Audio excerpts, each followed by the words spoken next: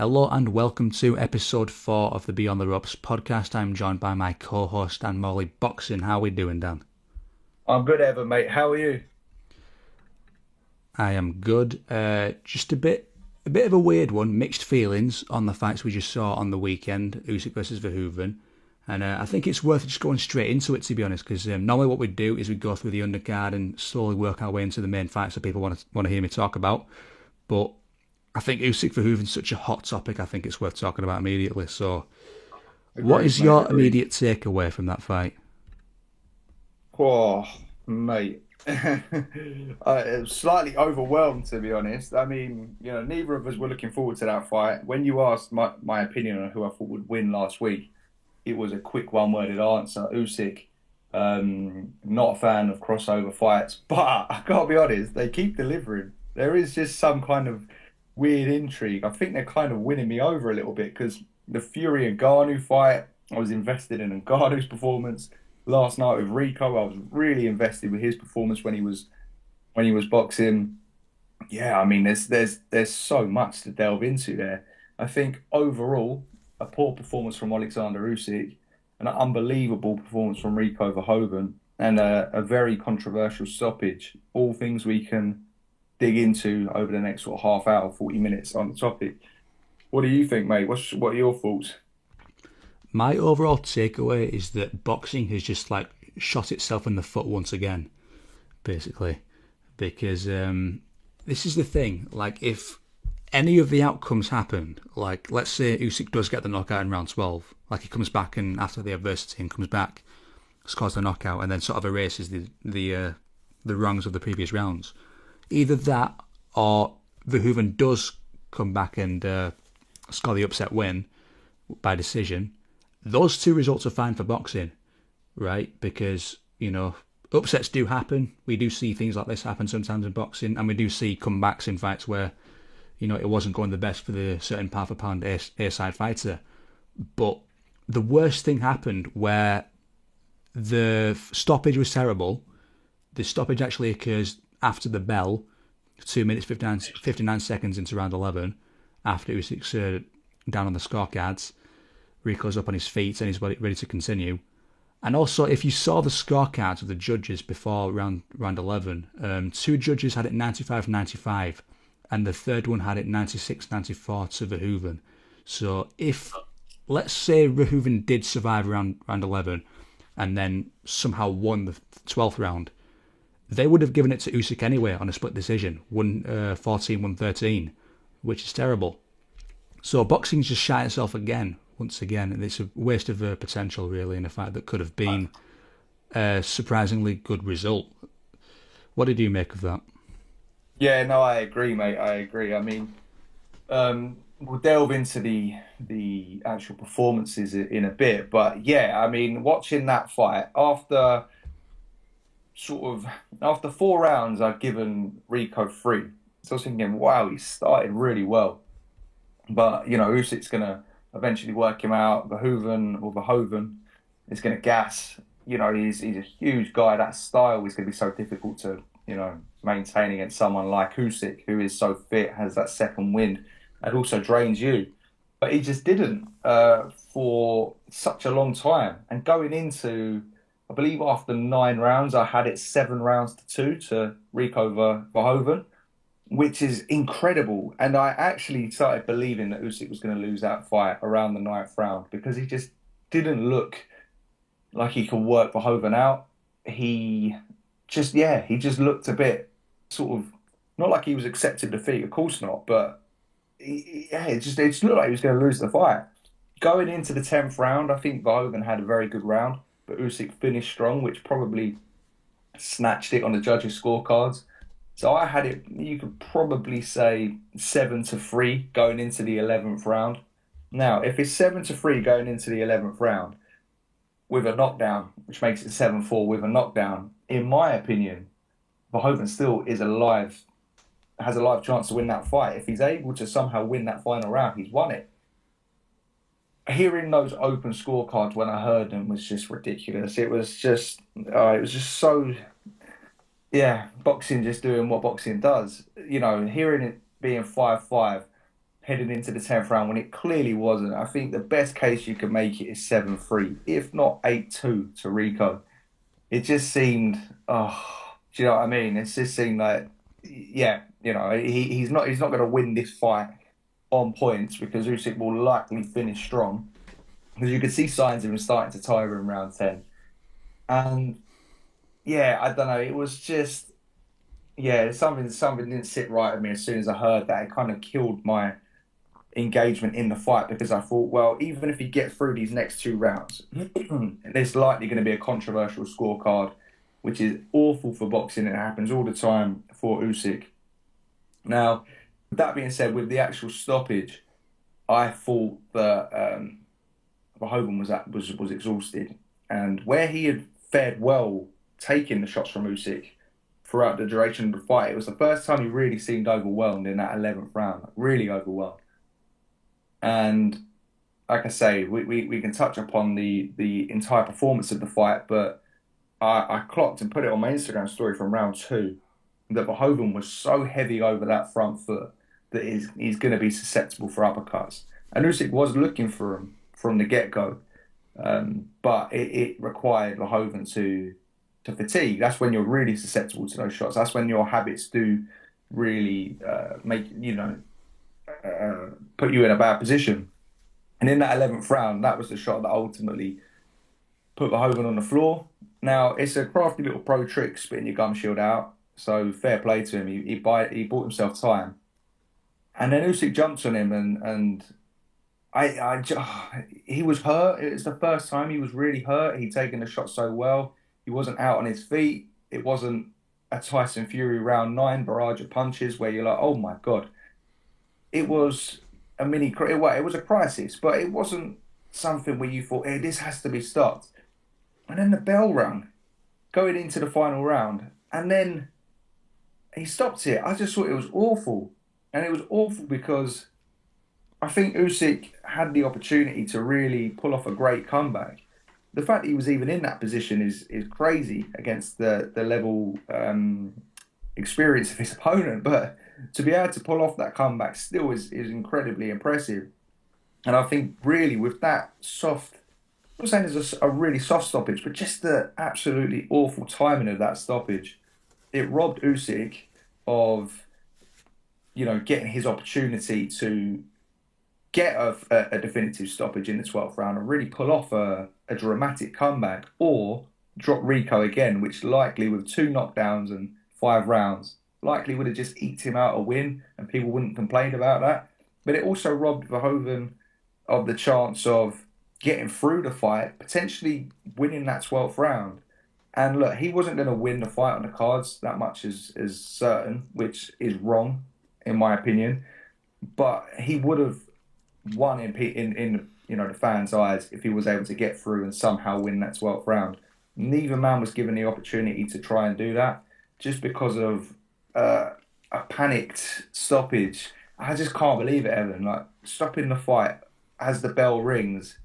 Yeah, I don't know. It's just, yeah, it didn't sit right with me. From the scorecards to the stoppage, to be honest with you.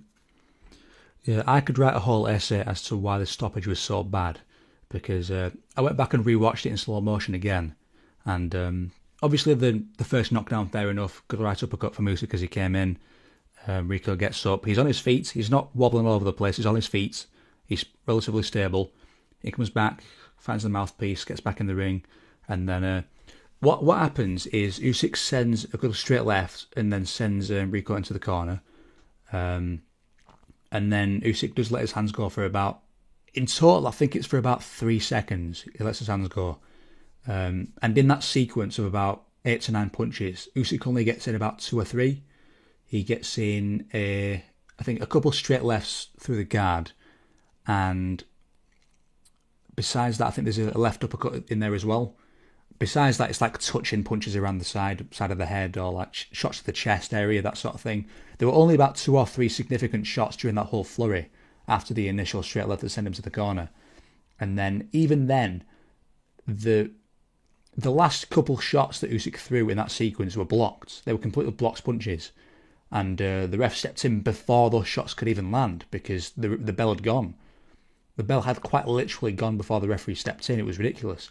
And I think my biggest gripe with it in particular was just the context, really. Because let's say Usyk was winning the fight pretty clearly. It was like 8-2 in Usyk's favour. It would still be a bad stoppage. Don't get me wrong. It would still be a terrible stoppage. But there's the caveat of yeah, but are you sending him out to the 12th round just to let him get beat up again? Do you know what I mean? Like, it wouldn't make as much of a difference. But the fact that the entire balance of the fight was, well, sorry, the fight was hanging in the balance in the next 3 minutes that was going to follow, essentially. Like, it could have easily swung the other way if you allowed the fight to continue and go to the scorecards, which the referee probably would have known at that point. So he's going to find an excuse to stop the fight because everything was in Usyk's favour in that fight. He was the boxer versus the kickboxer. They don't want Rico Verhoeven to win the fight because they've got mega fights on the horizon. So, and also contextually, obviously most people watching the fight weren't familiar with Rico's actual kickboxing career, but one of Rico's biggest strengths as a kickboxer was his recovery, funnily enough, which is funny because that's exactly what would have helped him in that fight. Because we actually saw at the end of round 4, that was one of Usyk's only rounds he won in that fight was round 4 because of the flurry that he gave in the end of the round. And Rico got hurt pretty badly. It was stumbled pretty badly. It wasn't rocking all over the place, but he was stumbled. And the round ended, and Rico was sort of saved by the bell. And then I had a sense at that point watching it thinking, this is going to be the turning point for Usyk. He's going to turn it on the pressure, and then round 5 or 6 is going to get Rico out of there. Rico comes out in round 5 and 6, and he controls Usyk. He's dominating the fight. Not dominating, sorry, but he's controlling the pace. He's outlanding Usyk, and he's it's back to business for Rico from the first couple of rounds for in rounds 5 and 6, and we could have easily seen that again in round 12 because we've seen Rico down many, many times in his kickboxing career. He is particularly in a fight versus a Dutch boxer called Levi Rigters, his name is. Rico gets put down by a big right hand, and he has one of those sort of like delayed reaction knockouts where he sort of like slumps down to the floor. He gets up and his legs are completely gone. He's all over the place. But the referee lets the fight continue, as he should. And Rico goes on to win the fight. He wins the next 3 rounds of the fight and wins a decision, right? Because Rico can do that. He's been down many times before that versus guys like Ben Sadiq and Badr Hari, all those fighters. He's come back from very, very difficult tribulations in his kickboxing career. That versus Usyk wasn't even the worst knockdown of his career, and he's been back won fights from worse. And the referee stopped before that could happen. It was a all-around absolutely horrendous stoppage. It's up there in terms of the worst stoppages in boxing history in terms of the magnitude of the fight. It was a heavyweight championship fight. Yeah, horrible. What did you make of it? Yeah, no, I agree, mate. And Usyk has been in that situation before where he's had someone seriously hurt on the verge of stopping him in Tyson Fury, and the referee gave Tyson Fury the benefit of the doubt. Now, look, if Tyson Fury hadn't flown into those ropes, Usyk was fair game to hit him. Now, that is a knockdown, so the referee in that instance done the right thing in the Usyk Fury 1 fight. But Fury would literally touched every corner of the ring, or for over about 20 seconds of being completely out of it, and he got the opportunity to recover and get through it, and he reached the final bell. So like they're a bit. I'm not saying Verhoeven or Verhoeven. I'm just going to call him Rico because I can never get his name right. But I'm not going to say Rico has the same recuperative abilities as Tyson Fury. I don't know that. But we've seen someone get through a crisis against Usyk and see the final bell before. Just in that instance, I just thought it was ridiculous. I mean, I'll start digging into the performance. Verhoeven was so good because he was, and it's worth mentioning the Fury name because Peter Fury was in his corner, who I think is a tremendous trainer. He was the one that trained Tyson, Vladimir Klitschko. He's trained lots of top fighters. He's very humble, and the style that he's kind of deploys with a lot of his fighters is that twitchy, awkward moving style. So he's had Rico in camp or boxing with him for years. So it's worth noting that all the top level sparring he would have done with world championship level boxers. But Rico was able to take anything Usyk threw at him. Don't get me wrong, there were a few little moments of mini crisis, but he got through them. He was able to find the range. He was able to outstrength Usyk in the clinch. He was able to turn him, and he was able to land shots back. So he showed that he was able to get through those moments over and over again. It was quite literally the first time he was in a serious crisis in the fight, going into the 12th round, which would have been such a dramatic round on both parts. Again, the open scorecards kind of ruined that drama because I'm not going to call that corruption, but it's just bad scoring. Yeah, call it corruption if you want, but just bad scoring favouring the boxer. Um, yeah, I mean, I thought Rico done incredibly well. I think Usyk, when you're used to fighting elite level fighters or of any level, when you're a seasoned boxer and you're used to fighting boxers that are polished, and you do fight someone that is awkward, that comes from a different discipline, or even is a no bouter, even if someone is just raw, it can be really difficult to work someone like that out. There's times where, you're in the gym and you're sparring someone that's never had a fight, and you can, easily deal with people with hundreds of fights, but that guy just throws shots from angles that are really weird.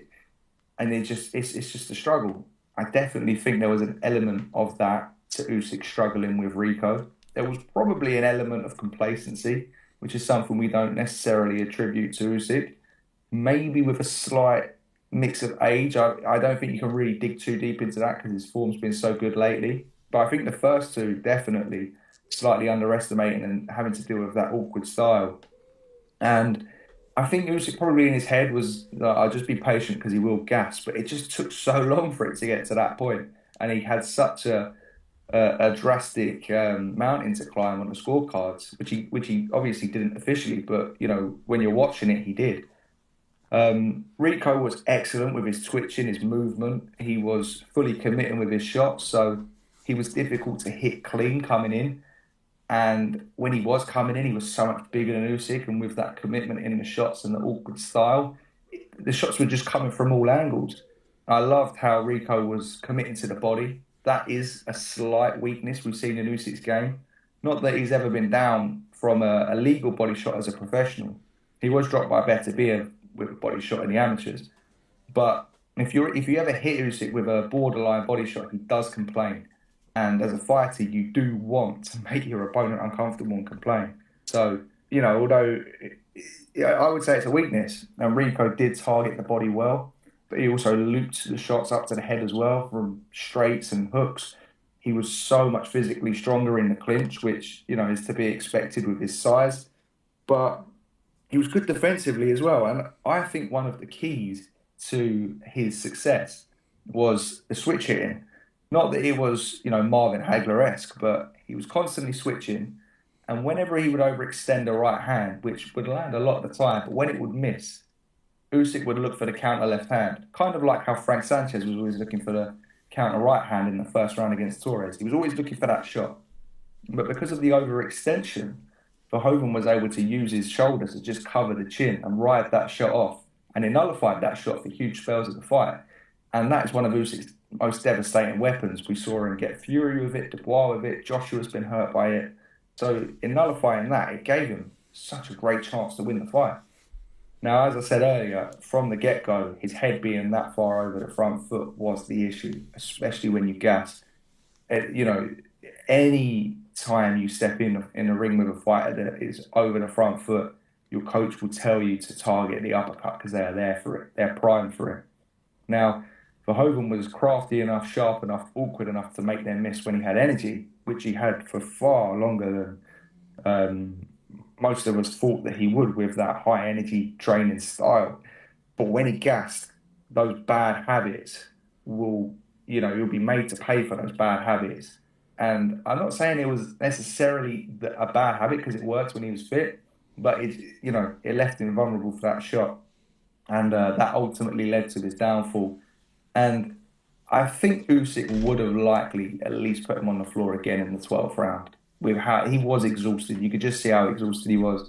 And when you get hit with a shot like that and it completely knocks you for six, that just takes so much out of you. But like both of us have said, it's just stopped either man getting that definitive result in the final round. Yeah, it was a shame. In terms of Rico's performance, it's I'm caught between sort of praising Rico's performance and also recognizing that it is partially a result of the inexperience. Actually, like inexperience does play a positive part in Rico's game, funnily enough, because when you compare it to the Anthony Joshua fight, for example, Anthony Joshua and Rico Verhoeven, quite different fighters, obviously. Anthony Joshua was very textbook. He's very quite hesitant sometimes. He doesn't want to commit to something if he doesn't know it's going to pay off, right? Mm. Rico Verhoeven, on the other hand, like I mean, watching Anthony Joshua, he was batting on almost every single feint that Usyk was throwing in their first fight. I remember that. But oppositely, I don't think I saw Rico bite on a feint the entire fight versus Usyk. Partially because Usyk wasn't throwing them really, because it was Rico who was the one who was being switchy and being awkward and being shifty and difficult and strange. But I think the fact that Rico didn't need to sort of it's a difficult one because I don't want to say that like it's because he's not trained is the reason that he came in, but I think the fact that he didn't recognise a lot of the sort of a lot of the danger that Usyk normally possesses in a fight led him to just sort of like barrel forwards and say, "Well, I'm just going to rough him up because I can because I'm stronger than him," and it was paying off because Usyk wasn't really he was trying to counter as he came in, but he wasn't effective with it because a lot of it is down to Rico's defense, and that's what impressed me the most about Rico was the fact that he was coming forwards, he was trying to make his way on the inside and rough him up, but he was seeing the shots from Usyk come in as he came in. He would because he wasn't just doing what Chisora did, which is barrel forwards and just throw power shot after power shot after power shot into range. Rico would he'd throw and then he'd sort of brace for an attack from Usyk. He'd raise his gloves and then start to parry and slip and sort of maneuver his way into range while avoiding Usyk's return fire. And then once he's actually in the inside, when he's too close up for Usyk to return, then he starts to work and start landing little body shots. And I think that was just perfect. It was absolutely perfect for Rico to do in that fight because Usyk has been susceptible to being outworked on the inside before. He's not necessarily an inside fighter. He's difficult to beat at a distance.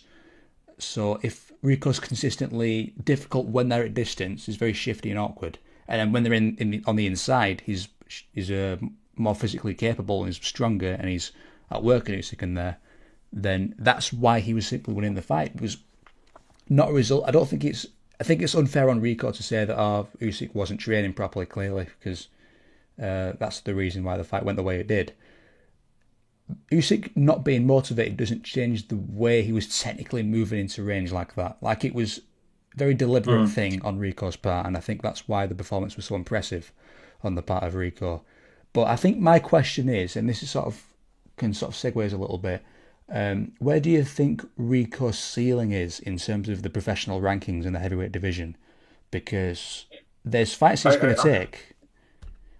yeah, I don't know. I'm not massively. I mean, at his age, and with what he's done and his track record already, I'm more concerned about what's next for Usyk in regards to boxing. Um, I don't know with Rico. We got to remember we had a similar thing with Francis and Ngannou, and the questions are being asked, what's his ceiling? And then you go in with a different style at the top level, and Anthony Joshua, and he blows him away. Now, I think Rico had a better boxing performance than Ngannou. But in answer to your question, I really don't know. It's too much to digest from just one fight in regards to what's next for Rico in a boxing sense. I mean, maybe you can answer that in a bit, but I think what I'm most intrigued about after that is how is Usyk going to deal with Magic Kabayel? Because the success that Rico had coming forward, Kabayel was probably the best at heavyweight at doing that kind of thing, sort of moving forward with subtle defense, working the body, constant pressure, not massively biting on feints. and yeah, I just thought Usyk just looked really one pace in there, and he's going to be closing into 40, if not 40, by the time a Kabayel fight does happen. If it does happen, it didn't it didn't look particularly keen on Kabayel being introduced to the ring by Rick Reno. It was pretty awkward, that face off. But yeah, I mean, yeah, I think that Kabayel fight for Usyk is so intriguing. I think it's the best fight in boxing. I know people will want to see an Atama fight. Don't think anyone really wants to see a Dubois Wardley fight. But yeah, I'm intrigued to see how Usyk deals with someone like Ajit Kabayel next, and if he's able to improve from that performance. Because I think a lot of what Rico done well was the strength, the pressure, the body work, sort of looping shots whilst closing the range. Yeah, I don't know what you think, and if you had any thoughts on Rico and his ceiling. In terms of Rico, I was going to say that it'd be hilarious if we saw Anthony Joshua versus Rico Verhoeven next, and he just splatters out Rico in 2 rounds, and we just get a repeat of what happened last time. But I would pick Rico over Deontay Wilder. I will say that. I was saying that when Ngannou almost beat Fury as well. I was thinking Ngannou was going to beat Wilder if the fight's going to happen, but against an actual like technical top level heavyweight like a Joseph Parker or a Zile Zhang or a Philip Hergovich, I don't think he beats them. To be honest, I think it's just we've got the tape now. We've got the tape on Rico Verhoeven now, so it's easier to tell what's going to happen if or how he looks, because it was a complete wild card in there versus Usyk. We didn't know what he was going to look like. We knew he was being trained by Peter Fury, but there was no sparring footage. There was no previous fight tape to look at. There was no tell on what's going to happen. He could have fought like a pressure fighter. He could have been a back foot slick boxer mover. He could have been a counter puncher. You don't know what it's going to be. So that's part of why it became such a difficult fight for him. And in terms of Ajit Kabayel, I've heard some talk about Usyk sort of getting old overnight in this fight. Like people thought that this was such a dramatic step down from performance versus Daniel Dubois in the second time out. Well, I do agree that it was a step down in performance in terms of how well he won the fight. I don't think the way he looks physically is that different. I'm going to be honest, because if you remember the second Dubois fight, Usyk didn't look the most mobile on his feet. He wasn't that quick. I mean, especially when you compare it to the Usyk of old, the cruiserweight Usyk, or the Usyk from the first Joshua fight, because that Usyk was incredibly mobile, he was incredibly fast on his feet, he was incredibly difficult to track down. But against Dubois, I just had this sense that he was just a bit more stuck in the mud. He was a bit more easier to find, a little bit. And while at the same time he was able to plant his feet and then land counters, and that sort of played into Usyk's hands in that way because Dubois was quite easy to hit on the counter. Rico Verhoeven was not, because he was putting his hands back to his chin when he was coming in. And who also happens to put his hands back to his chin when they come in is Ajit Kabayel. He does tuck up quite well on his way in. And he does sort of come in with, I'm not going to say reckless abandon, but he does come in quite confidently. He's full of confidence as he comes into range. And he knows he's the stronger guy in there, and he will be the stronger guy in there. And it will be a real test of Usyk's conditioning at this stage of his career, because conditioning is one of those things that goes as you get that old, and you do get to this point where Usyk has an unbelievable amount of miles on him. He's got so many training camps on his record.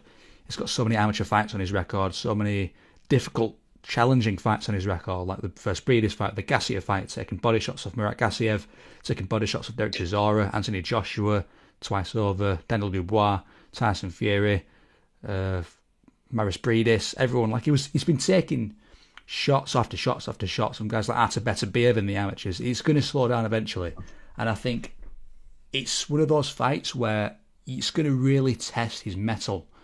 Really, a guy like Ajit Kabayel, you can't be complacent. You can't be a step below your usual self against Ajit Kabayel, because in the late rounds when he's pressing forward and landing body shots, you need to have that extra gear you can get to.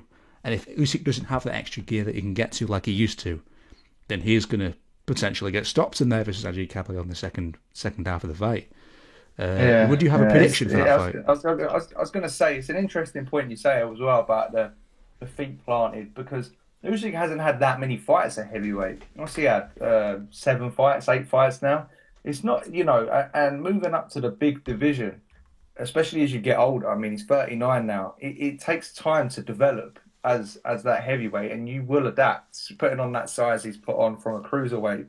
And I think it might just be that. It might just be the size and the age. It's just kind of slightly, ever so slightly, just restricted his mobility, like you said about Dubois, and like you said there today against Rico.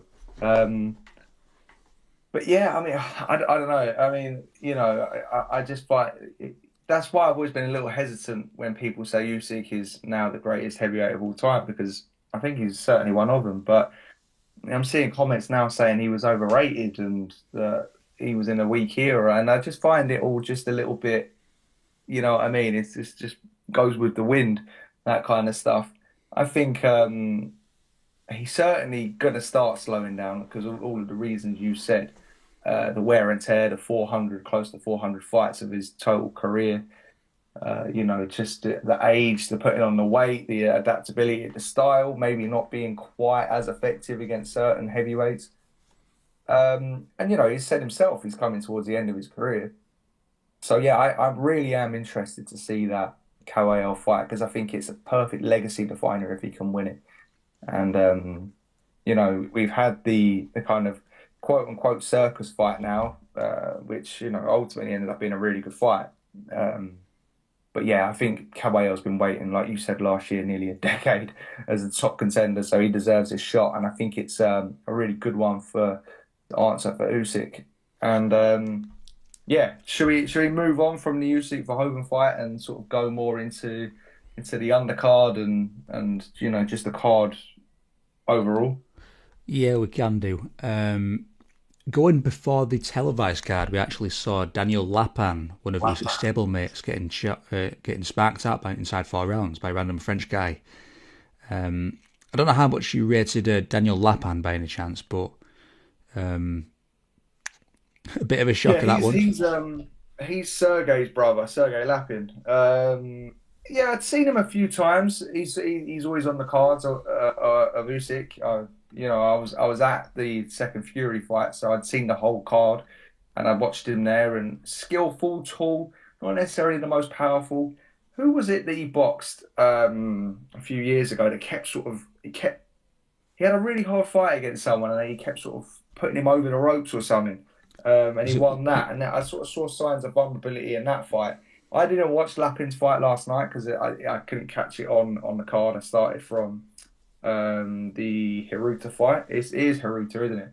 The Japanese Yeah, girl. that's it. Yeah, yeah. But yeah, I mean, it was sort of one of those that looked talented, skillful, in a good stable, but had shown signs of professional vulnerability so far. But he's in such a good stable. He's got such a good team around him that I'm sure he can come back. I think the fight you were thinking of was Lewis Edmondson, the fight Yes, where yeah, that one. Yeah, yeah, that's the one. Lappin was struggling. Because of that, I didn't rate him too highly. Like I didn't expect him to become a world champion or anything, but he was certainly talented. He was certainly had potential, but to get knocked out by a 9-1 French guy who doesn't have a box rec profile picture was a bit of a surprise, to be honest. Hey, it's pro boxing, man. Like the amount of talented amateurs I've seen come through. I've seen talented amateurs come through and get knocked out in their debut. Just pro boxing is different. It's rougher. It's tougher. Records aren't necessarily, that important because I saw Lucas Rowerig fight a few months ago in Brighton. I really rate Lucas Rowerig. He's a prospect over here in Britain, and he's looked really good so far. And he boxed this French guy who didn't have the greatest record, but was fairly tough, fairly one-dimensional come forward. And he dropped Lucas Rowerig once or twice, but he gave him such a brutal fight. Rowerig ultimately won that fight. But those are the kind of fights when you're coming up in pro boxing that can really derail you. We see it happen time and time again with talented amateurs, and it's just a different game. It's the rough and tough business, and it doesn't always translate. But when you're in there against a certain style, you might not just be able to work it out. But yeah, I'm sure they'll find a way for him to come back and rebuild. Yeah, in terms of the amateurs, there's a whole conversation to be had about this. I don't want to sort of go into a rabbit hole too much, but um, you keep seeing it though. Like I think a couple of months ago we saw one of the best. I watched the Olympics, the Paris Olympics, and I remember thinking that Erislandy Alvarez looked really good. He won a gold medal in the I think in the welterweight division, and he just got knocked out inside about 2 rounds by this random South American guy. We saw Pat McCormack get knocked out by Conor Walker. We saw Jalalov not look the best. He's not lost yet, but he's not looked the best in recent times. Look at Giasov against Kettle. Yeah, that's a perfect segue into Giosov versus Catterall Yeah. because Jack Catterall, I think, looks the best he has since the first Taylor fight, in my opinion. That was a spectacular performance from Jack Catterall. I can't help but feel, though, not to be too negative, but it was sort of like a perfect storm for Catterall in the way that Giasov fought, because Giasov is more of a negative sort of back foot fighter the same way Catterall is, but between the two, it was Giasov that chose to come forwards, and if you choose to come forwards against Catterall and it's not your style, it's not going to end well, isn't it? And it didn't end well for him because he kept eating 1-2s, kept eating straight lefts, kept hitting jabs to the body, just kept eating shit on the way in, and he lost almost every single round as a result. What did you think? Mate, he just had look, those an exceptional amateur. I was looking through the credentials, medals in the Olympics, Worlds, Asian Games, but it's like I say, it's a different sport. And when you're a pro boxer, you need to move your head. Or you need to be getting in and out. And he just couldn't make that left hand miss. There was no head movement there. He was very hesitant. Catterall looked phenomenal, by the way. Catterall is one of those really awkward fighters to look good against. And he's one of those really awkward fighters to build momentum against because what he does is he has a wide stance and he puts his weight more towards the back foot, which means that if you're going to commit, you're going to have to commit to get closer to him. And in doing that, you're going to leave yourself vulnerable. Every time Catterall throws, he takes his head off the centre line. He's stronger than you would imagine. His shots come from sort of weird loopy angles. I thought he looked sensational. I really rate him. I think he's one of the best Brits in the world. In the world, one of the best British boxers we have right now. Um, he's obviously not the most exciting, but when you look at his record, even from the domestic level all the way through, he's had 35 fights now, I think. I really like him.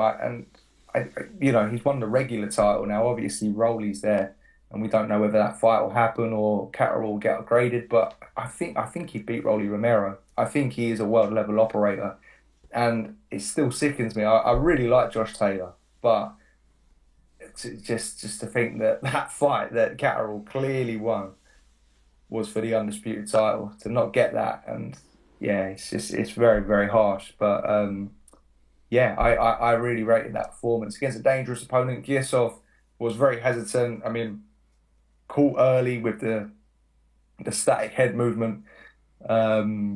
And yeah, just very hesitant. Never let the body shots go. Never let the right hand go. Just didn't quite believe in his work. But Catterall was exceptional. He was. He does have a case to be the best British boxer right now. To be honest, I mean, you can say the most talented might be someone like Itama, but we need to see that at a world level first. It's between Catterall, Shiraz is pretty good.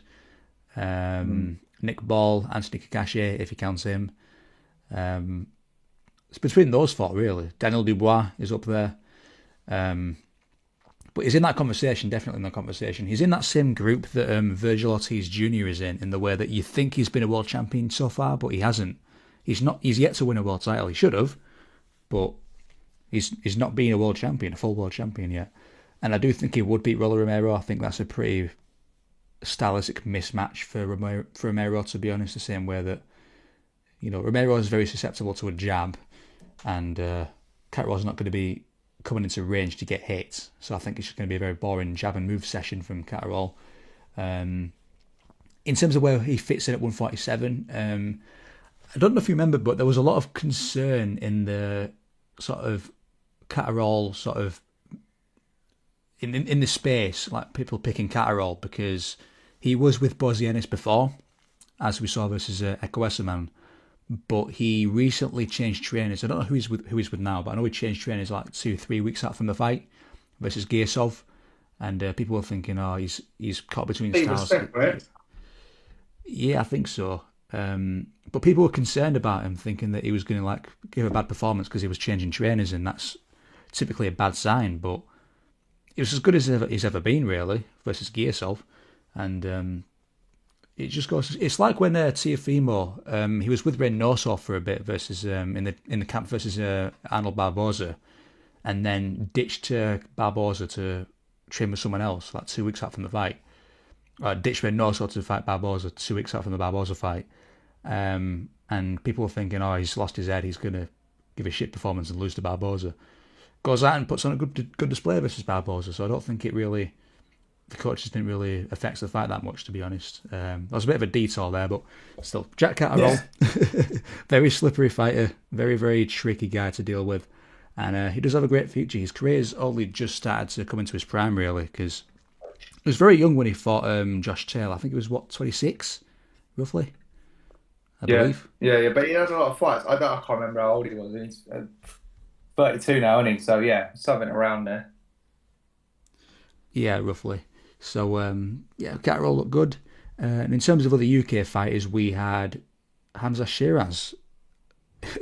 Gets a pretty shocking win. uh, we laughing. We were messaging each other during that, and yeah, I mean it was a mismatch, wasn't it? I mean that Alan Begic from the get go, from you said last week he's got a guy he's just going to walk through, and yeah, that Begic was such a mismatch. I know Shiraz touched upon the fact that I think it was Pacheco was supposed to be in the ring and he didn't. And you can only beat who's in front of you. But yeah, I mean it's one of the softer world title wins. But I really do rate Shiraz. I think he's very good. He's got a good resume so far. I mean, the one real world level operator we've seen him with the broken hand in Adames, you know, did beat him. Let's be real. We pretty much everyone thinks that Adames won that fight, but the Balanga win, the Williams win, the way Tyler Denny isn't a world level operator, but stopping him in like a minute, he's certainly proven that he's a top fighter. It was a very underwhelming opponent in Begic to win that world title, but big fights ahead for Hamza Shiraz, and when you do get matched with someone like that, you've just got to do what Shiraz done and just blow him away, but. Yeah, it wasn't, yeah, strange matchmaking. Yeah, there's nothing to really criticise or compliment either in terms of that fight. It was just he did what he had to do. I think Shiraz has always been a great can crusher, though. I will say that he looks really good in the process when he's destroying someone that he's not supposed to be in the ring with. Like I remember back when I think when he first moved up to 160 after the Bradley Skeet fight, which was a bit troubling for him. He found his sort of man strength and then started walking through people I remember it was on the Usyk Dubois 1 undercard. He fought a guy called Dimitri Bezus, I think his name was, and he just looked spectacular in that fight, punched perfect in that fight. Then he fought Liam Williams and he destroyed him immediately, and then he faces Amo Williams and beats him up as well, and then he obviously the Adames fight, and then he fights Balanga, comes back and destroys Balanga better than most people thought he would. But he lacks that sort of world level win because if I was to do a resume video on Shiraz, Adames would be A tier at A plus, and everyone else on his record in terms of a win would be like a B at most. In the case of Balanga or Amo Williams, to be honest. So I want to see that sort of B plus A tier sort of win on his record. Like a Pacheco would be a good B plus win. A Jacob Bank would be a really risky fight. I don't think he'd take that, to be honest. I wouldn't personally if I was him, but that'd be interesting. Yeah. A Munguia, a Resendiz, a Sarache, anything like that. Well, they were talking about the Canelo fight that in a year or so, and if they're going to take that fight, I don't think he beats Canelo. I think and how cool is it seeing Canelo and Triple G with each other? And yeah, that was cool, man. Seeing them all ringside, but seeing Canelo and Triple G with the bad blood, that sort of rivalry had at times. But yeah, I mean, we got a lot to. I think that Billy fight is really good for Canelo. I think it's a really good fight for Canelo now because it's a tester and it's a style that I think really works well for Canelo. But is he able to still do it at this age? And this is someone that's going to bring the fight, someone that's going to charge, someone that's strong, that's fit, the champion. When that fight was announced, I thought, wow, that's one of the better fights that Canelo could have taken. That's pretty good considering he's coming off that loss. And I think people need to get it out of their minds now with David Benavidez. David Benavidez is 200 pounds. He's not going to come back down to 168. Canelo's not going to meet him at 175. So yeah, I think Canelo against Billy is going to be really intriguing. I do think Canelo will win it. I think, as I say, Canelo's always been good when people come towards him. It's when he has to cut people down or he struggles with the size of people that are quite elusive that he has struggled. But yeah, I think if Shiraz is going to target Canelo at some point, then he needs one of those wins before. Because as it stands, like I say, we don't know. Even with Billy as well. And Billy's a tough fighter if Billy beats Canelo. But yeah, I think Shiraz needs to get a more sort of concrete, borderline or sort of world level win before he goes into those kind of fights. Yeah, I think so. I mean, I'm impressed by the fact that Canelo took the Mbili fight. Do you know what I mean? Because he's a very hard opponent to face. Like just the prospect of facing a guy like Mbili who's so intense, even if it Yeah. does play into his hands the way that he's a good counterpuncher, there's levels between a pressure fighter and a guy like Billy who's just so unbelievably intense and aggressive and reckless, and powerful as well. Like the way he knocked out, remember he knocked out Mark Heffer inside a round and Maciej Sulecki with absolute ease. Like he can crush someone with those body shots. He's a very dangerous fighter. And I was expecting like a Eubank Jr. sort of fight for Canelo to come back to, or some sort of like Troy Williamson, some fight on that level. Do you know what I mean? So to fight a guy like Billy did impress me, but Yeah. I think we're dwelling too much on Canelo and Billy, to be honest. 'Cause it's a different fight. We missed out on Richard Torres getting knocked out by Frank Sanchez. Actually, we forgot to mention that. What did you make of that fight? Richard Torres Yeah. six is he's always disappeared now. Yeah. I mean, I was never fully sold on Richard Torres. I thought that this was a great fight to find out whether he was going to be any good. Do you know what I mean? As a pro, obviously, he was knocked out by Jalalov. There's no shame in losing to Jalalov in the amateurs. Pretty much everyone loses to Jalalov in the amateurs, but I'd never really been that. With someone like a Talma, you're convinced because of the way he's stopping people, just the skills on display. But I never had that with Torres. There was a lot of social media push on him. Seems like a really nice guy, very athletic, not the biggest heavyweight, but like a Frank Sanchez fight seemed perfect to be like, right, well, if he beats Frank Sanchez, it'll be good. When he's proven that he's there or thereabouts. Sanchez was dangerous. I think you got to remember how good Ajit Kabayel is. The only guy that has beaten Sanchez. I thought it was a good fight for all of those reasons. Now, the thing with Torres is that he has such a wide stance and he's very like sort of jittery, constantly going. And he had a good first round, but Sanchez was looking to time the counters, and Torres was able to make the straight miss, kind of like in a similar way Rico was able to make Usyk's counter straight miss, sort of pivot off, ride it off shoulder. But as soon as the adaptability was there, the adaptation was there, and he looped it round, Torres's wide stance ultimately made him pay because he sat right on that back foot, which means you've got nowhere to go, which means when the shot comes, you're going to take it full blooded. And he looked away, which is, oh, it's the worst thing you can do. And just absolutely smashed him on the temple and stopped him. Is that a height job being exposed? I think it's a little bit harsh. Torres looked pretty good in the first round. Made a technical error, in my opinion, with the knockout, but this is heavyweight boxing, that can just happen. But I think it's a great win for Frank Sanchez, and I think Frank Sanchez is a good fighter. He's physically strong, he's sharp, he's got the Cuban speed, and he's only got that one loss to Kabayel, as far as I'm aware, unless there's another loss, which I don't think there is. Um, so yeah, I think it's a good win. I think Torres will have to sort of rebuild and take kind of maybe a soft touch fight and then rebuild with a couple of harder fights. Um, but yeah, those are my thoughts on that one.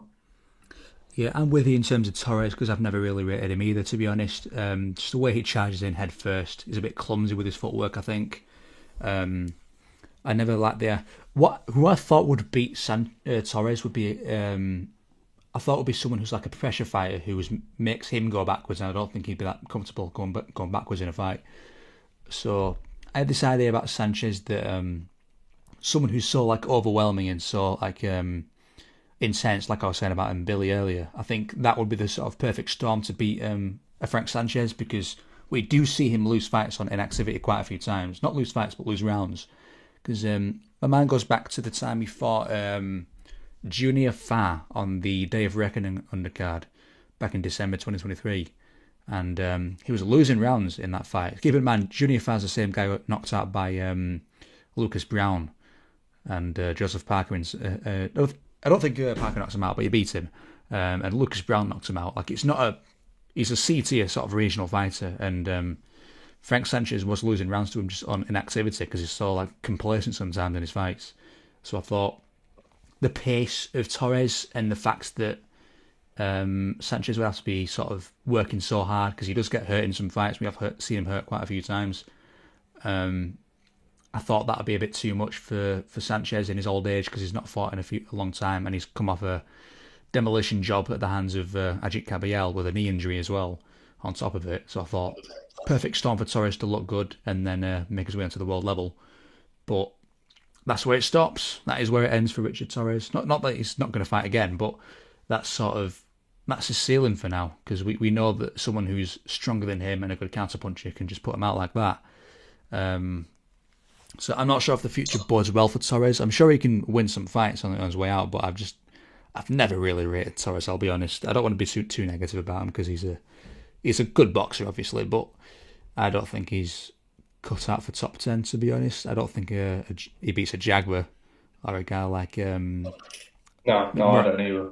yeah, Murat Gassiev might beat him at this stage. Do you know what I mean? So Yeah, tough times for Richard Torres.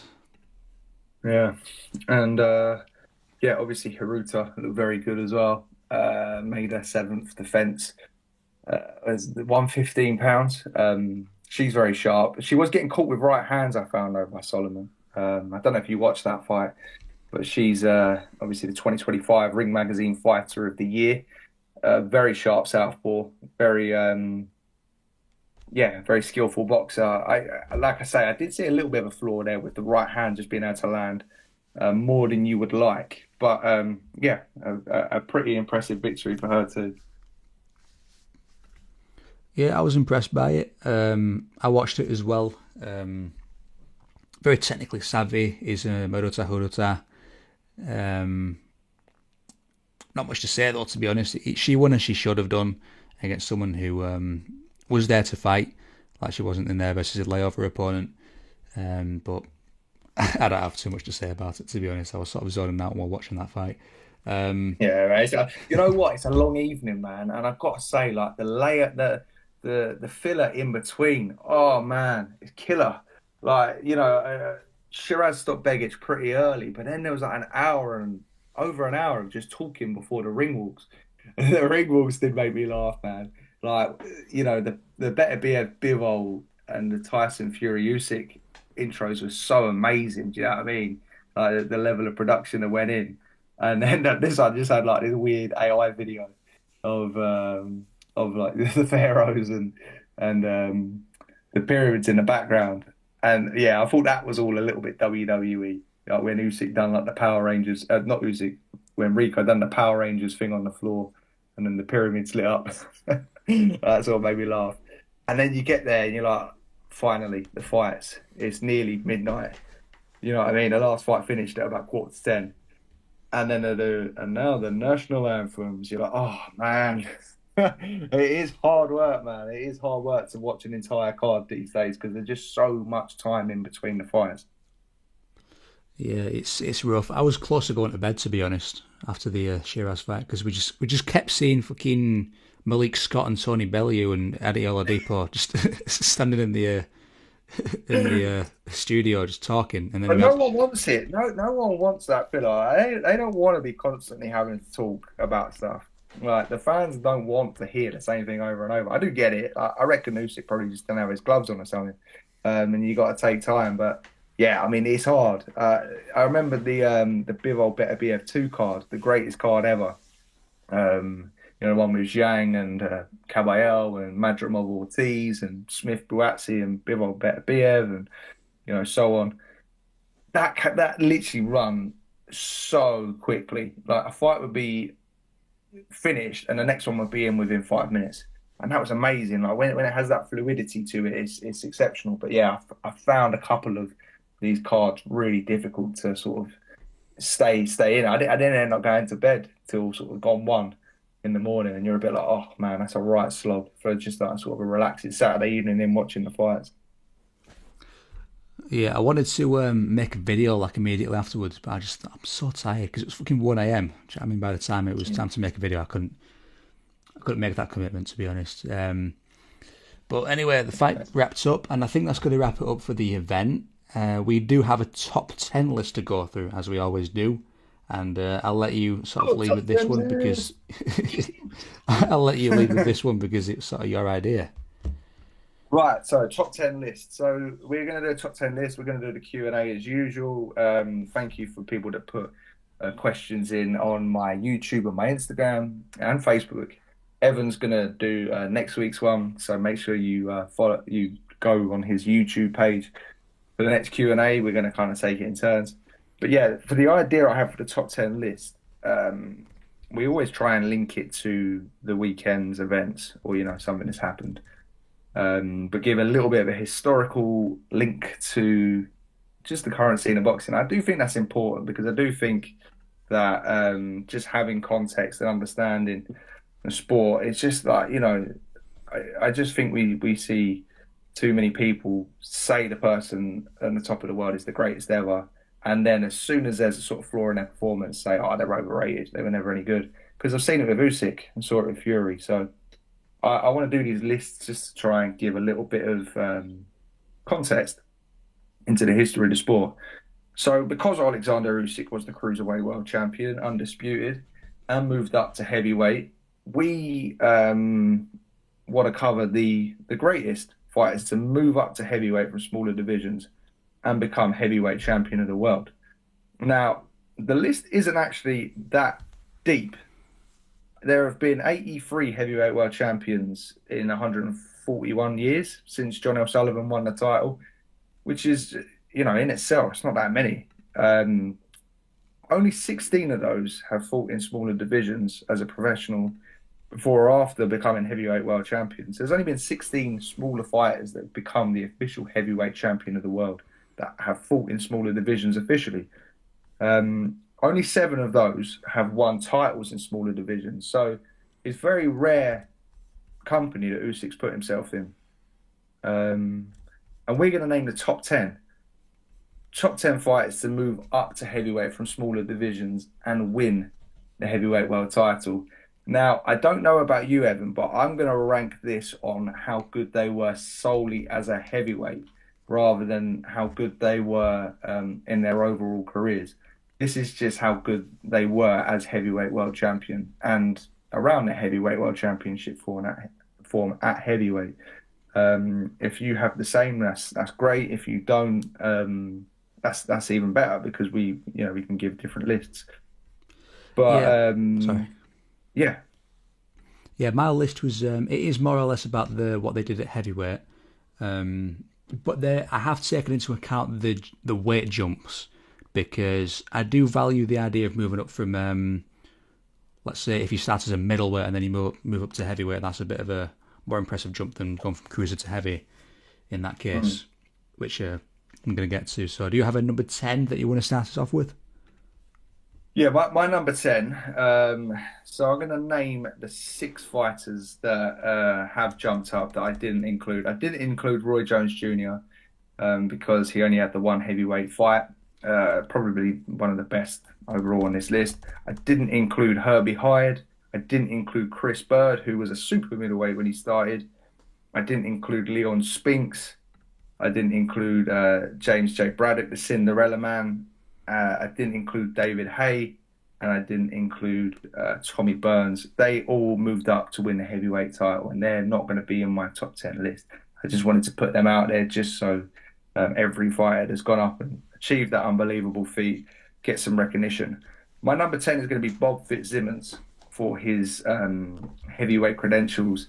Now, it's not the most stacked. Not many of these are the most stacked because they're basically career middleweights or light heavyweights or cruiserweights.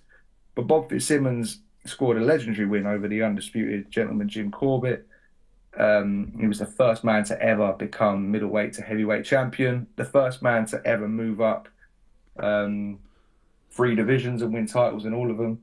And he beat Peter Mayher as well, and also boxed Jim Jeffries and Jack Johnson. So it's just a stacked resume of the early 20th century, late 19th century heavyweights. But it's mainly there because of that win over Corbett. Wonderful. My Bob Fitzsimmons for me was actually at number 8. I put him at 8. In my number 10 spot, it's not so much what they did at heavyweight, but rather, like I said earlier, about the jump. I've put like 2 in the same spot. I've put both Roy Jones Jr. and James Toney in the same number 10 spot. Now, James Toney didn't actually win a world title at heavyweight, but he did jump up, just like Roy Jones Jr., started at 160 and then made the jump all the way up to heavyweight and then had success because obviously Roy Jones only had that John Ruiz win, which is very impressive to jump up to the 2 divisions at the same time.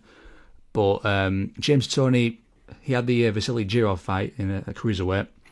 Then he stopped Evander Holyfield in inside 9 rounds. Now, obviously Holyfield, not the same guy in 2003, but still a capable heavyweight at that point. Then he beats Radel Booker, and then he beats John Ruiz just like Roy Jones did. Now, technically the fight was overturned due to a drugs test, but Toney won the fight technically. Then he beats Dominic Gwynn. Then he goes to a draw versus Hasim Rockman, and then obviously his sort of heavyweight dreams end by the Samuel Peter fights. He does actually he beat Rockman, didn't he, in the rematch? But that got overturned as well, didn't it? Mm. Yeah, yeah, yeah. No, he did. I didn't include him because he didn't officially win the heavyweight championship, but he did. He beat John Ruiz for the heavyweight championship, WBA, I believe. And yeah, like you said, failed the drugs test. It always takes a little bit of a shine off Roy Jones' win for me, that as well. The fact that someone else did it against the same guy, moving up from middleweight. I mean, both of them are amazing, to be fair. But yeah, it just showed that, and David Haye also moved up to beat John Ruiz as well. So Ruiz was the guy that if you're going to move up, fight him because you'll probably beat him. But yeah, I actually lied. Chris Bird is in my top 10. He's number 9. Wins over Evander Holyfield, David Tua, Vitaly Klitschko, 2-time heavyweight world champion with 8 heavyweight world title fights. Was originally very, very, very early in his career, super middleweight, which is pretty amazing, but mostly a career heavyweight, southpaw. Yeah, good fighter, Chris Bird. He was indeed. I didn't put him in my top 10, unfortunately. My number 9 is going to go towards Michael Moorer. Now, Michael Moorer was a light heavyweight for quite a long time. He had quite a long light heavyweight title reign from, I believe it was 87 to 1990, I believe it was. And then there was a good period of time where he jumps up to heavyweight, quite a sudden jump. And who did he fight for the vacant title against Michael Moorer? Who did he win the WBO with? Axel Schultz, I think. Axel I think he beat Schultz. Axel Schultz for the heavyweight world title, I think. I might be wrong there. He definitely did beat Axel Schultz. But yeah, I cannot remember who he won the title off. But yeah, he beat Burt Cooper in one of the. Oh, he beat Burt Cooper. I think it was Burt Cooper you're thinking of, in which he won the heavyweight title because that was one of the most dramatic heavyweight title fights of all time. Like he was out, out on the floor in a round, come back, knock Cooper down, and then Cooper knocks him down again, and then he knocks Cooper out. It's one of the greatest fights no one knows of, actually. We covered that last week, but I think that was the one he won his first heavyweight title, and I think that made him the first ever Southpaw heavyweight champion as well. Yeah, that's the one. And then he fought Holyfield for the IBF, I believe it was. And then Axel Schultz was another vacant title fight, I believe, because I think Holyfield, I think Foreman vacated it, didn't he? Because Foreman didn't want to face, I think it was Tony Tucker, I think it was. that he refused to face, so he got stripped of the IBF title. And then Michael Moorer fought for the vacant title versus Axel Schultz. And then, yeah, I mean, Michael Moorer, great boxer. The Holyfield win, the initial Holyfield win, was very, very impressive. It was coming off the Riddick Kubota defeat, but still, Vander Holyfield during his heavyweight reign was a very capable boxer in his own way. Besides that, what have we got? We've got Von Bean. He beat Von Bean. That's a good win. Franz Botha was all right. Who else? Lost to David Tua. Got knocked out in a standard round by David Tua. Yeah. I mean, David Tua was such a great fighter, man. And when we were talking about the heavyweights last year, and I said Joshua and Dubois wouldn't be champions, I didn't actually. That was a bit of a misquote. I didn't. They could be champions because a few people picked up titles. But what I meant to say is I don't think they would beat the standout fighters of that era, like your Holyfields and your David Tuas and your Ike Bayabuchis, and so on and so forth. But yeah, Michael Moorer, I had him at number 7 because he was very good. 7 heavyweight title fights: Girov, Schultz, Burt Cooper, and one of the great fights, Bone Crusher Smith, Holyfield. All in his win column. There is obviously the standout loss to George Foreman, and George Foreman became the oldest ever heavyweight world champion. But Foreman was still a threat, and it's a fantastic win. My number 8, and I probably could put him higher, and I'd imagine you do have him higher, and I probably should put him. I'm actually going to swap it and put Michael Moorer at number 8 because I'm going to change it around as I go now. So Michael Moorer is number 8. My number 7 is Michael Spinks. Probably in the top 3 greatest light heavyweights of all time, behind Ezra Charles and Archie Moore. Michael Spinks was the undisputed light heavyweight champion in a really tough era, and then moved up to heavyweight. Now, Michael Spinks is one of those fighters, is a prime case of overshadowed by his sole career defeat, which was absolutely crushing, and it's why he's not higher on the list, to Mike Tyson, who blew him away in 90 seconds in his final career fight. But Mike Spinks ended Larry Holmes' legendary reign. And Larry Holmes' reign, I believe it lasted just over 7 straight years of just sheer constant activity, which is incredible. And Spinks moved up from light heavyweight to defeat Holmes, but also won the rematch and knocked out Jerry Cooney. He had a total of 5 heavyweight world title fights, and just a great fighter. One of the all-time greats, multi-division champions. Him and his brother are the only 2 men, Leon Spinks, to move up or to have boxed in smaller divisions and won heavyweight world titles, which is a cool feat. They won them again off of Larry Holmes and Muhammad Ali. Legendary fighter Mike Spinks. He's my number 7, and Michael Moorer is my number 8. Yeah, my number 8 was Fitzsimmons, and my number 7 was Spinks, actually, funnily enough. So, it's a funny one. I mean, Spinks could have just had that one single Larry Holmes win and it'd still be on this list. Just because to be the one to dethrone Larry Holmes after that, how long it was, like 6-7 years that he was champion, I think it was, roughly. So, No. He had, I think it was his 20th title defense. He was 48-0, just about to surpass Marciano. It was unbelievable. Wonderful. What is your number 6? My number 6 is Gene Tunney. Short reign at heavyweight, but one of similarly, probably you could either put him or Spinks. Number 3 of the light heavyweights, wins over Harry Greb, who I think could be the greatest of all time. Wins over Tommy Loughran, George Carpentier. Worth noting that Tommy Loughran was a top heavyweight contender as well as a great light heavyweight. Wins over one of the great heavyweights in Tommy Gibbons, who I believe only had 1 loss or something in 50 odd fights, to Harry Greb. Tommy Gibbons was a great fighter. And as a heavyweight champion, Tunney beat Jack Dempsey, dethroned Jack Dempsey. I mean, that is an astronomical level win. That's just an enormous win given the time. Jack Dempsey was the man that brought boxing into the forefront of American sports, and America was the hub of boxing back then. So, Jack Dempsey took boxing in the 20s or 1910s, I should say, from a sport that was illegal to certain states to $1 million gates and 100,000 plus crowds and live broadcasts. So to beat him was was absolutely enormous. Also to win the rematch, which I believe was only 10 rounds. One of their heavyweight title fights was only 10 rounds. And there was the infamous long count in the rematch where Dempsey, who had been so vicious in his title reign, had a tendency of knocking opponents down and standing over them and then just battering them and breaking their ribs and their face bones. So because it was just so brutal and people weren't used to that, they brought in the neutral corner rule.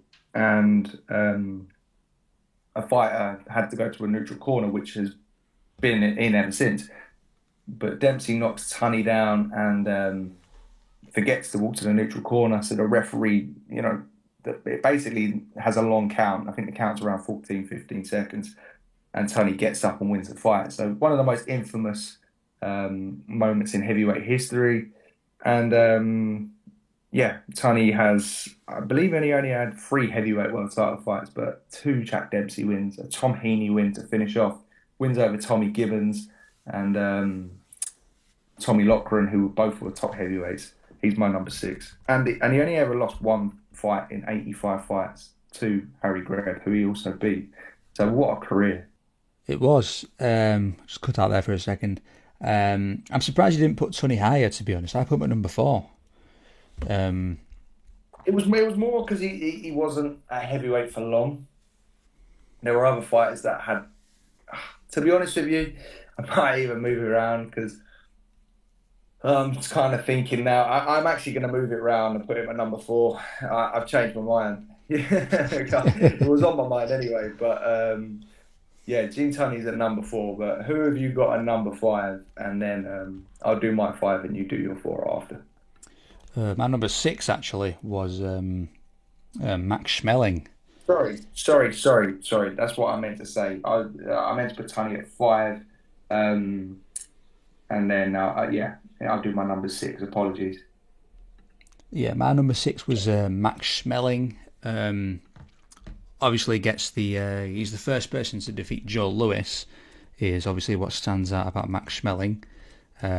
But he was a good boxer in his own right. Outside the Joe Louis win, I imagine you'll know a bit more than me about Max Schmeling. But Jack Sharkey, who else did he beat? I'm trying to think. Yeah. So he beat yeah. So he's also going to go as my number 6 now, Max Schmeling. Famously knocked Joe Louis out over 11 rounds. Which was a huge win. Joe Louis wasn't the heavyweight champion of the world then, but it was a different era. There was only one belt, and Louis was just beating up all of the ex-champions. And when I say ex-champions, I don't mean shot way past the fighters. I mean the early 30s was a bit of a tumultuous time for the heavyweight title. There were lots of different champions. So basically, he was beating in the modern era all of the title holders. Do you know what I mean? In a fractured era title wise. That's a better way of looking at it. Say there's 4 different champions. He was beating 3 of them or so. 2 or 3 of them. And then he boxed Schmeling when he was only 22, Louis. And Schmeling had said to the press that I know how I'm going to beat Joe Louis. So I see a weakness. I'm not going to tell you what that is, but I've seen a weakness.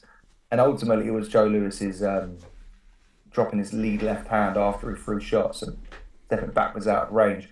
So Schmeling just found a home for the right hand over and over and over again and landed some absolute bombs across 11 rounds and knocked Joe Louis out eventually when Louis was exhausted in the 11th. He'd only been over 8 rounds once going into that fight. Ultimately, obviously, Louis avenges the rematch and, goes on that historic run. But Schmeling was a heavyweight champion. He won by DQ over Jack Sharkey. He had the fight of the year, a 15th round. I think it was a knockout win over Young Stribling.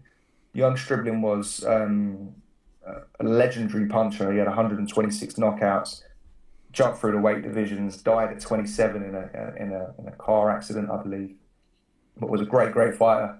And in one of the most incredible weight jumping feats, Mickey Walker attempted to beat Max Schmeling. Mickey Walker was basically the same size as Roberto Duran. Had boxed Harry Greb, Tiger Flowers, welterweight champion, middleweight champion. outright undisputed. He actually won the light heavyweight world title against the champion, but back then sometimes you had to win fights by knockout to get the title.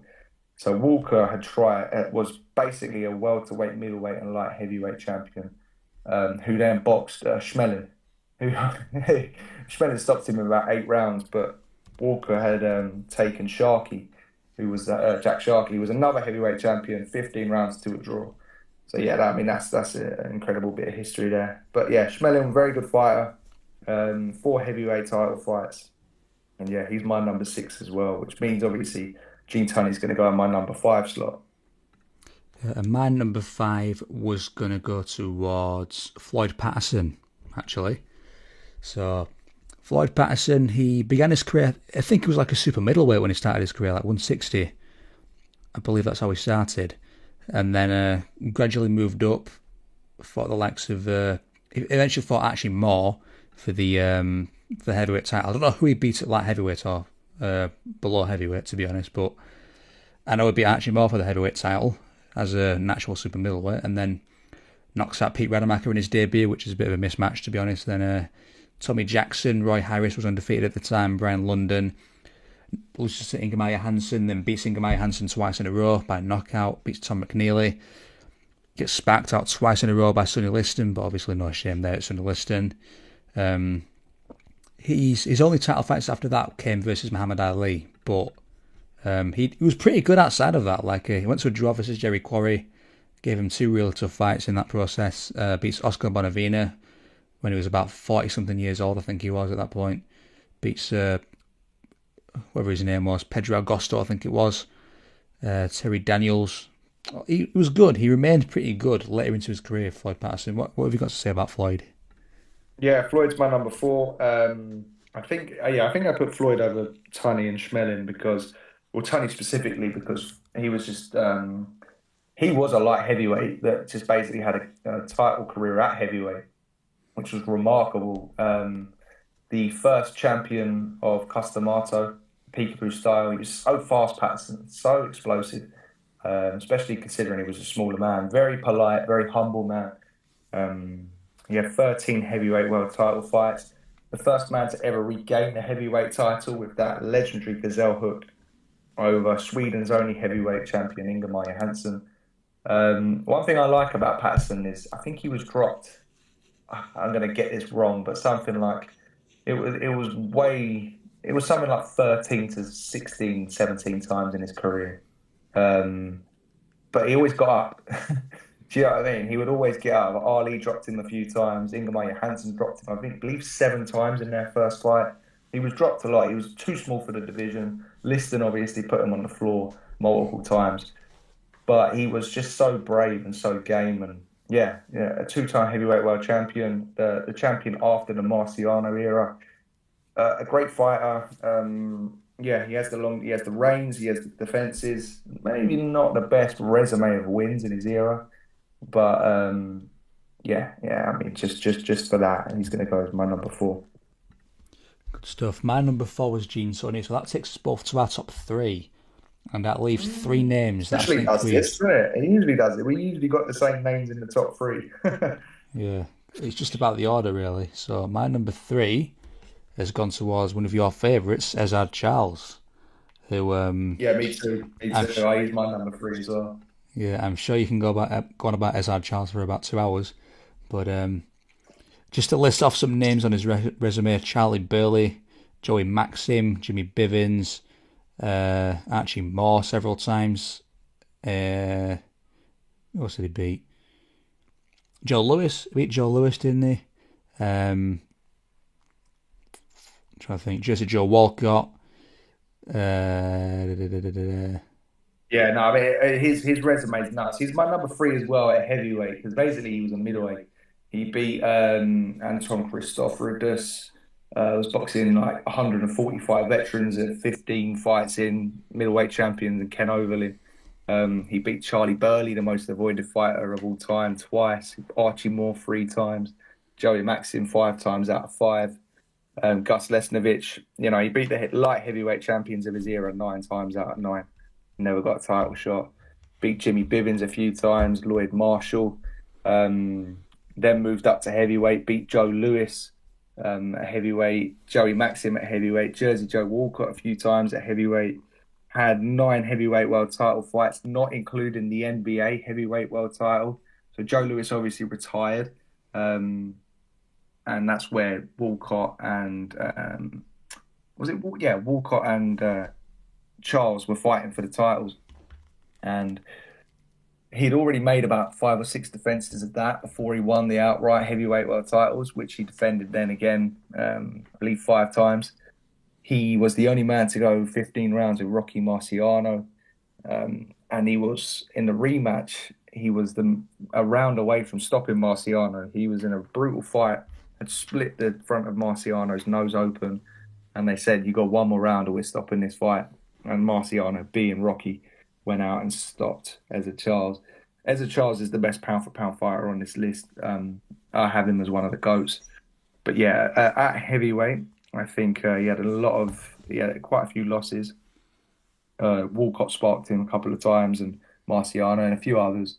But yeah, he's my number 3 solely at heavyweight. But that's basically because most of his career was done at light heavyweight. But still, top 3 to move up and become a heavyweight great. Yeah, he's got an unbelievable resume score as Charles.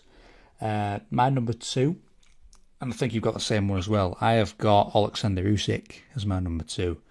Now, the thing with boxing fans is they're going to watch the Rico Verhoeven fight and they're going to immediately sort of discredit Usyk and put him down on the list. Like, there's going to be someone out there who like would have had Usyk at 2, and then because of the Verhoeven fight, is going to go down at 7 or 8, something like that. But you can't erase what Usyk has done up to this point. Like, if in my resume leaderboard, I'm not going to change Usyk's score after the Verhoeven win. I'm not going to change it at all, because I don't think it should be counted as a win.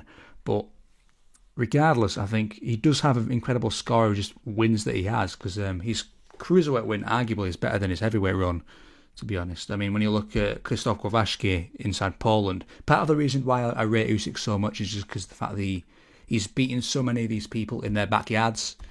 He's got no benefit of the home advantage versus a lot of these people. He's beating these people where they have the advantage when they're the defending champions. From Kowalski in Poland to Marispridis in Latvia to Murat Gassiev in Russia to Tony Bellew in Manchester to Anthony Joshua in Tottenham Stadium.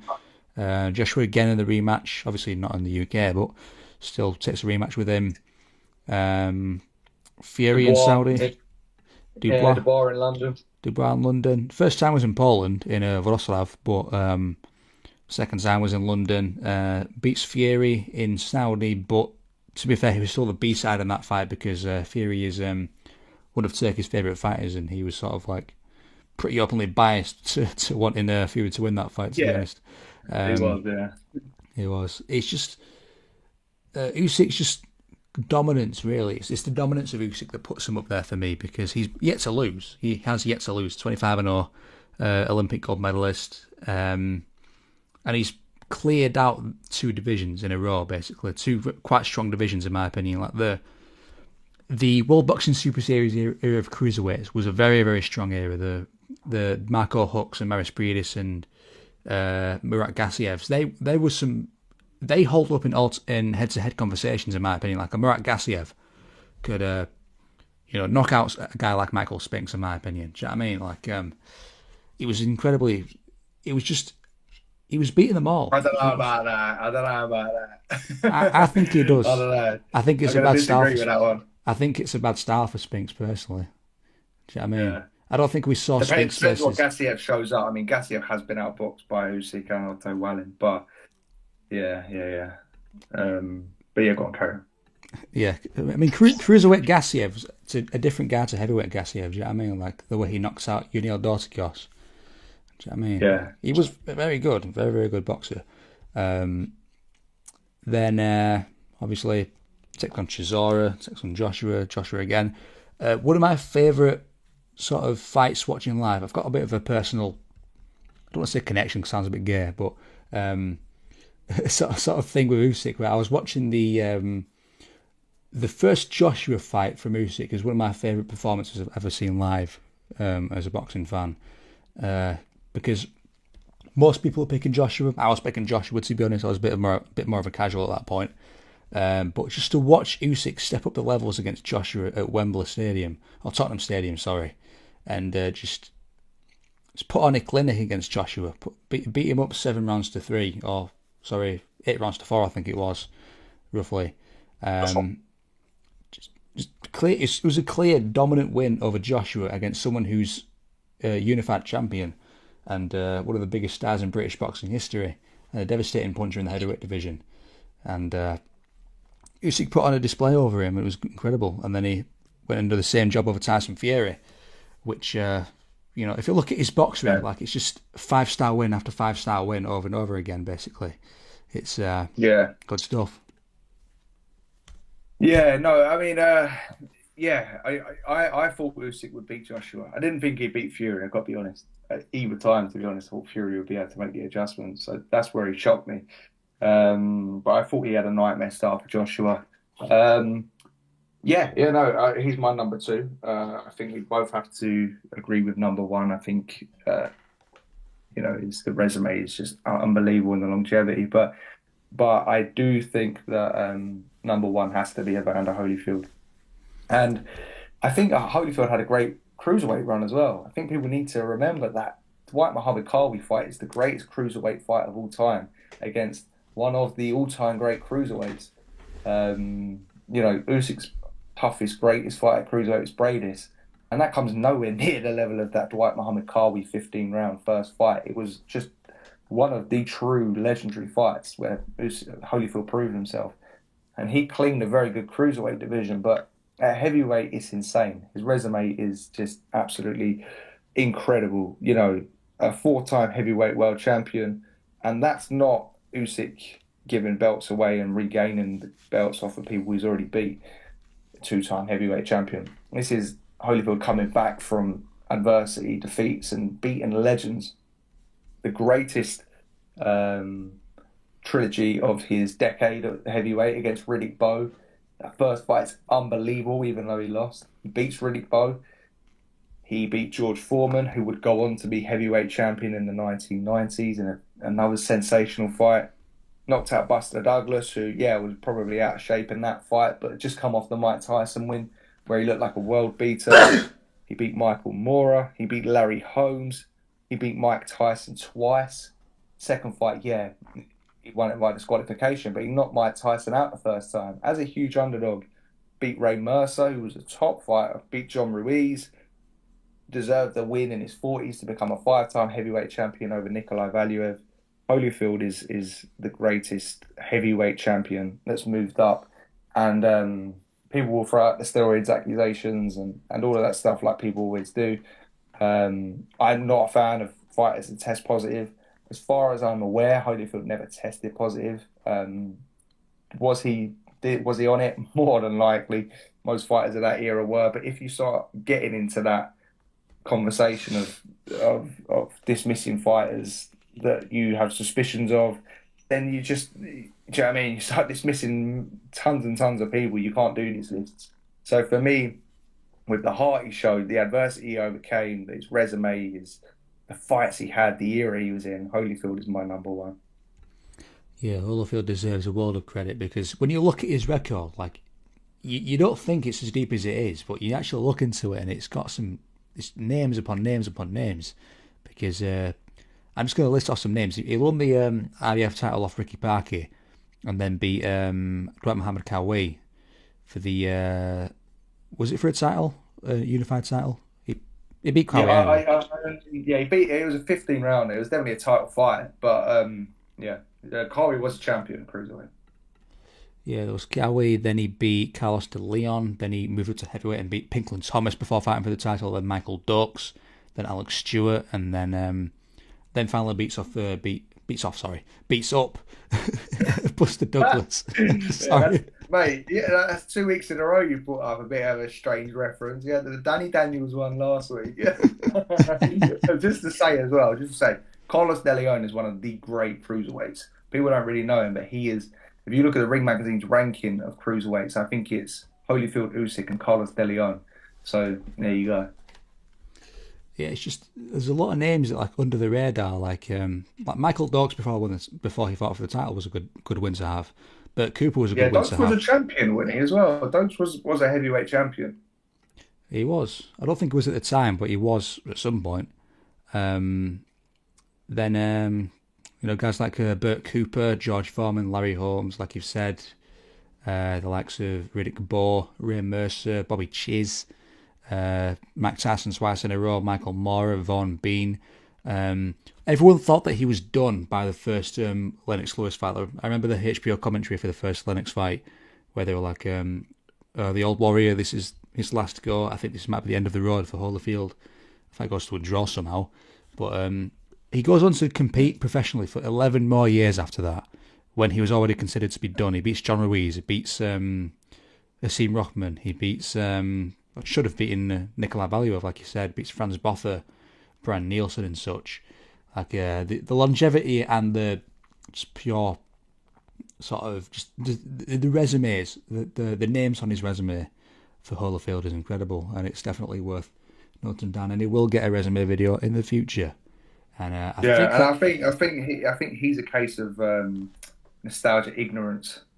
I don't even know if that's a term, but a lot of people dismiss him these days, and they say, "Oh, 44-10 record," but like you say, the depth, the longevity, the comebacks, the fact that he fought the most dangerous guys 3 times. Do you know what I mean? Like these days, you struggle to get a trilogy, or you struggle to get a rematch, let alone a trilogy. But Mike Tyson twice, Lennox Lewis twice, really both 3 times. Michael Moorer, I think he boxed in 3 times or twice. Carwy, he boxed in twice. Yeah, I just love that. He was nicknamed the Warrior. He, oh man, you'll go a long way to find someone that deserved that nickname as much as he did. indeed, and I think that does it for our top 10 light heavyweights or fighters to turn up to heavyweight. I think just a list off the top 10 that I have. I Just a quick one. Just a quick one. Go on. I think we should headline this podcast naming the fighters Evander Holyfield beat off at heavyweight. Yeah. I only said he beat Go off on. Buster Douglas, to be fair. But Yeah, yeah, yeah. yeah, my top 10 was tied between Roy Jones and James Toney. Then 9 was Michael Moorer, Bob Fitzsimmons, Michael Spinks, Max Schmeling, Floyd Patterson, Gene Tunney, Ezard Charles, Alexander Usyk, and Evander Holyfield. What was yours? My 10 was Bob Fitzsimmons, number 9, Chris Bird, number 8, Michael Moorer, number 7, Michael Spinks, number 6, Max Schmeling, number 5, Gene Tunney, number 4, Floyd Patterson, number 3, Ezard Charles, number 2, Alexander Usyk, and number 1, Evander Holyfield.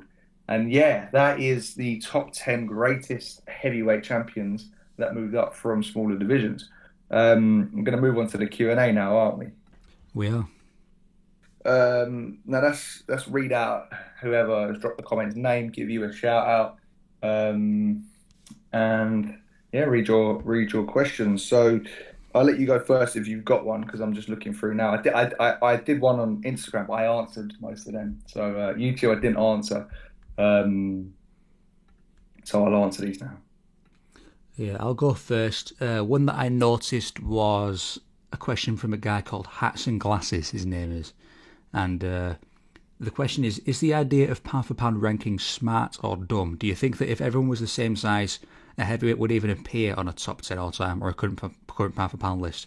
I ask because pound for pound rankings sometimes just feel like rankings based on achievements rather than the actual head to head if everyone was the same size. Now, my answer to that question is yes, they are more or less based on achievements and resume as opposed to head-to-head matchups, because the thing with ranking fighters for me in terms of head-to-head matchups, as much as I love to speculate about who would be who and such, you get fighters who are far less accomplished than others and far more highly rated than other fighters lose to far less accomplished fighters all the time. It's impossible to predict sometimes. Like some fighters do just lose or have off nights and that sort of thing. Mike Tyson lost to Buster Douglas, who's like a B tier fighter in my opinion. You've seen guys like Roberto Duran lose to, I forgot the guy's name, but he lost to some Kirkland Lang. Yeah, that's the ones. Thank you. Kurt Cobain. Yeah, he lost to some pretty dire, not dire opponents, but not the best opponents on his record sometimes. Um, and yeah, that's just how it is, really. Like, I don't think you can necessarily judge a fighter entirely based on who they would beat or who they would lose to, but You just don't rather, know, do you? You just don't know. Like it's just a hypothetical thing, and that kind of thing just tends to stem arguments, and it just tends to.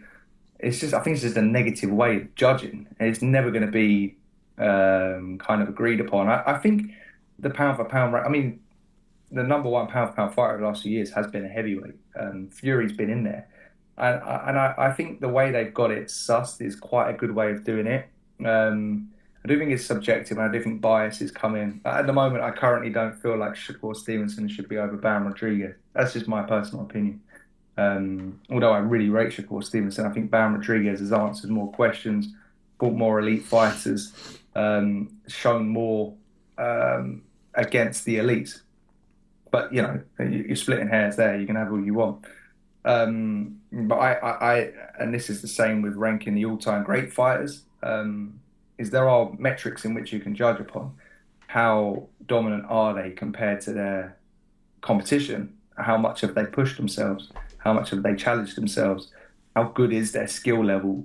Just if you were to just look at it against the elites, someone like Lomachenko, or I don't know, in recent years, Usyk, for instance, or Crawford, right? They're just better than the other guys in their division. So we just know that. Do you know what I mean? Like it's just been seen with the eye test and how they fare against other people. So I think the pound for pound rankings are all right now. They're always pretty solid. Um, you've got to take into account recent form. You've got to take into account the fighters that are pushing themselves. So I didn't really think that, so, for instance, if we were going to do pound for pound list based off of hypotheticals, Tank would probably have been the pound for pound number one because so many people would think he would beat fighters. I don't necessarily agree with that, but he hasn't got the championship mindset and career outlook that someone like Usyk or Inoue or Crawford or Barry Rodriguez had. So, and he hasn't proven it like those guys have. So he doesn't deserve to be over them on a pound for pound list. So that would be my thought on that question. yeah, that's the tricky thing with pound for pound because it is entirely subjective at the end of the day. Like it's based on what you think, like what you dictate the how good their achievements are, how good you dictate their recent form is, and that sort of thing. So if you do want to base it off head-to-head matchups, you can do, but that's even more subjective than anything else. Do you know what I mean? Because anyone can beat anyone any given day, and that also just opens up people to give silly rankings. Like you see people putting guys like Boots Ennis in their top three, that sort of thing. As much as I like John Boots Ennis, I don't think you can put him physically in the top three among the likes of Shakur Stevenson, Bam Rodriguez, and Dimitri Bivol, Alexander Usyk, Naoya Inoue, that sort of thing, because he's literally not had about. I think he's had one title fight his entire career. Do you know what I mean? I don't think you can put him in the top 10. But I understand if you think that he's really good and he will go on to do certain things. I just don't think it's. I don't like head to head. I think I'm not going to toot my own horn and say that the resume videos is the best way to judge a fighter because it doesn't really take into account losses in recent form and that sort of thing. But it is a good indicator of like what they've done. Do you know what I mean? Because if you let's say we plug fighters into a resume video and they're all undefeated, right? They don't have losses. Inoue by far has the best, well, besides Usyk, to be fair, but besides Usyk, Inoue has by far the best resume out of anyone on in boxing right now at the moment. Out of all the undefeated fighters, like his resume shits on Shakur Stevenson's, it shits on. It doesn't shit on Bam Rodriguez's, but it's a lot higher because he's been competing for so much longer. So I think because based on his longevity, you do have to put Inoue higher than Bam. But let's say Inoue takes on a guy like Ryosuke Nishida and he almost loses to him. And then Bam Rodriguez goes on to fight Junson Nakatani at bantamweight and beats Nakatani. Then you can start having a conversation and putting Bam over Inoue. But, it's yet to be seen. It's a tricky conversation, pound for pound. I don't like to argue about it too much because at the end of the day, it's subjective. It's like arguing your favourite food to someone. You're not going to convince someone to like your favourite food more than you do. That's not going to happen. Do you know what I mean? So, yeah, that's my take. Have you found a question yet? Yeah, yeah. I'm just trying to find the actual ranking of it. Someone's asked about BoxRec's top 5, top 10 greatest fighters of all time. So the question is, I'll have to go back on it. So it's from You're a Mong. Thank you. Hello. Opinion on the all-time rankings on BoxRec. You seem pretty knowledgeable about boxers of the past, and there are plenty of the names I personally can't really tell you anything about. Go through it and judge the accuracy. Is it reasonable? So I'm just trying to find it. So I have one here, but I'm struggling to read the uh, the stats. So I've got it as here. far as I'm aware, you've got it. Oh, do you mind reading it to me? Yeah, can do. And it is loaded with all timers, I will say. Yeah, Um, go on. yeah, so number 1 is Ray Robinson. Yeah, Number 2 is Jimmy McLarnin. yeah. Number 3 is Floyd Mayweather Jr. Number 4 is your guy Harry Greb. Number 5 Oh, is number 5 is Benny Leonard. Number yeah, 6 is Henry Armstrong. yeah, Number 7, Carlos Monzon. yeah, Number 8, Marvin Hagler. yeah. Number 9, Joe Lewis. Number 10, Yeah, number 10, Muhammad Ali. yeah. That's fine. So it's just the top 10. All right. Can keep going Right. if you want. Okay. Huh? Can keep going if you want. See what the top 20 is. It's all right. Don't worry. So the number 10. I'll dissect that. So there are one, two, three, four, five. There are 5 fighters in there that I personally have in my top 10. Um, yeah, I think Sugar Ray Robinson's the greatest fighter of all time. I think he's the only boxer that ticks every box. Um, what people don't really know about Sugar Ray Robinson is that he had a Hall of Fame career in his first 40 fights. When he was 21, he was the fighter of the year. And then he obviously lost to, oh yeah, I'm just getting that picture from you now. It's got all of the list on it. Um, Okay, so 11 Jose Napoles, 12 Roberto Duran, 13 Chavez, 14 Canelo, 15 Mike Gibbons, 16 Archie Moore, 17 Arguello, 18 De La Hoya, 19 Gene Tunney, 20 Manny Pacquiao. No, that's a mess. Um, yeah, so Robinson, in my opinion, is outright number one. 109 knockouts, incredible prime years, 91 fights unbeaten, 40 fights unbeaten, something like 11 different Hall of Famers defeated. He passed every test in his prime when he was like 129 to 1 with something like 80 knockouts. And then he started getting tested when he lost to Turpin and Fulmer and Basilio and the likes of those guys at middleweight.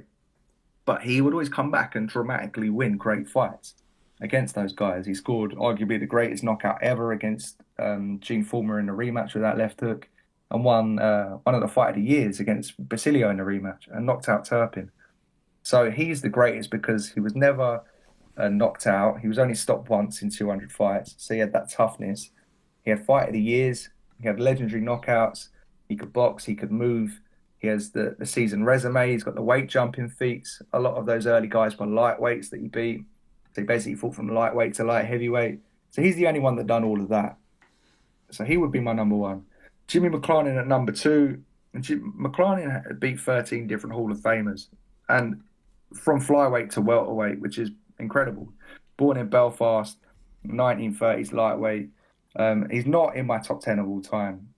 He lost quite a few to those guys, but they used to box all the time. He would box your Tony Canzaniris, your Lou Ambers, your Benny Leonards, legendary fighters. I wouldn't have him in my top 10, but he'd be in my top 30. Floyd Mayweather Jr. at number three. Now, I think he's too high. Now, I think the thing with Mayweather, when you put him in the greatest of all time discussion, is one of the things I judge upon is how much did they push themselves? How much did they push themselves beyond their comfort zone? If you look at a Robinson, he travelled all around Europe. If you look at Ali, he travelled all around the world. He fought Sonny Liston as a huge underdog. George Foreman is a huge underdog. Great punchers like Ernie Shavers, rematch Ken Norton. So there's, three fights with Joe Frazier, who was his kryptonite. Yeah, a Harry Greb from middleweight to heavyweight. All of these guys, Roberto Duran, moving up to the welterweights. All of these guys went beyond their comfort zone. And listen, Floyd Mayweather is a five division champion with a 50-0 record. But I feel like, especially towards the second half of his career, he wouldn't leave Vegas because he knew how how much money he made for Vegas. It was his home. He would only box people in the gloves he wanted them to wear, where he wanted them, with the referees he wanted, and at the time he wanted. And I don't think you can be the greatest fighter of all time if you have to have all of those things in place, because there are other fighters above you that didn't have those things in place and achieved equally great things. Mayweather, for me, borders just outside the top 10 of all time. Um, yeah, my top 10 of all times: Sugar Ray Robinson at number one, Henry Armstrong at number two. Henry Armstrong went 59-1 with 51 knockouts in 4 years, from featherweight to middleweight. 23 title wins in that. Won practically every title in. Got robbed at middleweight. Seven divisions all at the same time. I've got Harry Greb number three. Um, just no footage, but I mean, you've seen the resume video. The greatest resume ever. The only guy to defeat Gene Tunney, Mickey Walker. Great, great, great wins. Used to beat guys seven times. Cleared every division from middleweight to heavyweight over and over again. Um, Constantly fought the black fighters when they were avoided, when most people didn't. And just a great fighter. My number four is Sam Langford. Again, over 100 fights against world champions or world colored champions, 60 plus fights against Hall of Famers, beat the great Joe Gans at lightweight at 17, knocked out the great middleweight of his time, Tiger Flowers, the great light heavyweight of his time, Philadelphia Jack O'Brien, beat the greatest lightweight ever seen. Had like 20 victories against heavyweight Hall of Famers, all in which he knocked out. Again, you're going back. Would Sam Langford defeat Usyk? No, but that's not how you judge it. No one's done something that Langford and Greb have done, and they were freaks of their time. Um, 5, 6, I'd probably have Ali and Joe Louis, just the two kings of heavyweight. Ali not as dominant as Lewis, but the greatest resume we've ever seen at heavyweight.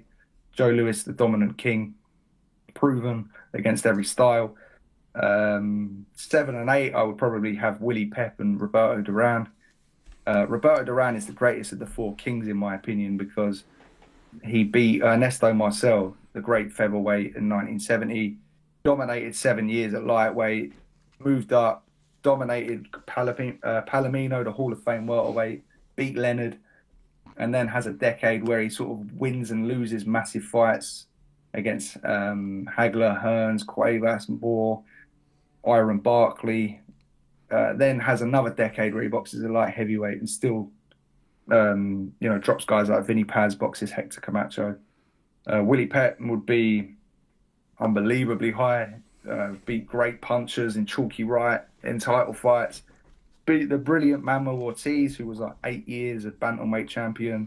Beat Sandy Sadler, 134 wins to one loss. And the thing with Pep as well is he went 72-0 and 62-0.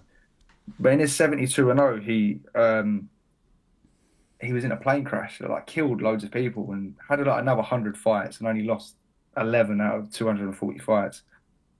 Ezra Charles would have to be there. We've touched upon Ezra Charles. Great, great fighter. 71-5 record with basically a decade of domination over Charlie Burley, Archie Moore, Jimmy Bivins, Joey Maxim, and then went on to be heavyweight champion Joe Louis, Jersey Joe Walcott. And number 10, you can mix it up. You can throw a few in there. I like Archie Moore. Not as dominant, but 132 knockouts. One of the great heavyweights, light heavyweights, champ for 10 years. I had one of the real, real rough runs. Didn't win a title until he was 38. Held it until he was 48. Greatest comeback ever against Devon Durrell. He could be there. Sugar Ray Leonard could be there. Wins over all of those four kings. Manny Pacquiao could be there, in my opinion. 10 division weight jumps, champion across 4 decades, into his 40s, taking the tough fights. really pushed himself in regards to matchmaking. Incredible prime where he was undeniably like pound for pound one for a short period of time, and then Floyd took that over, and just bounced back over and over and over again. Yeah, so that would be my top 10. I don't really think the box rec one's great, but it's so difficult to do. You've got Mayweather, Benny Len, Jimmy Wild, Marvin Hagler, Carlos Monzon. The thing with those guys is Hagler and Monzon were great at middleweight, but they didn't really move around divisions.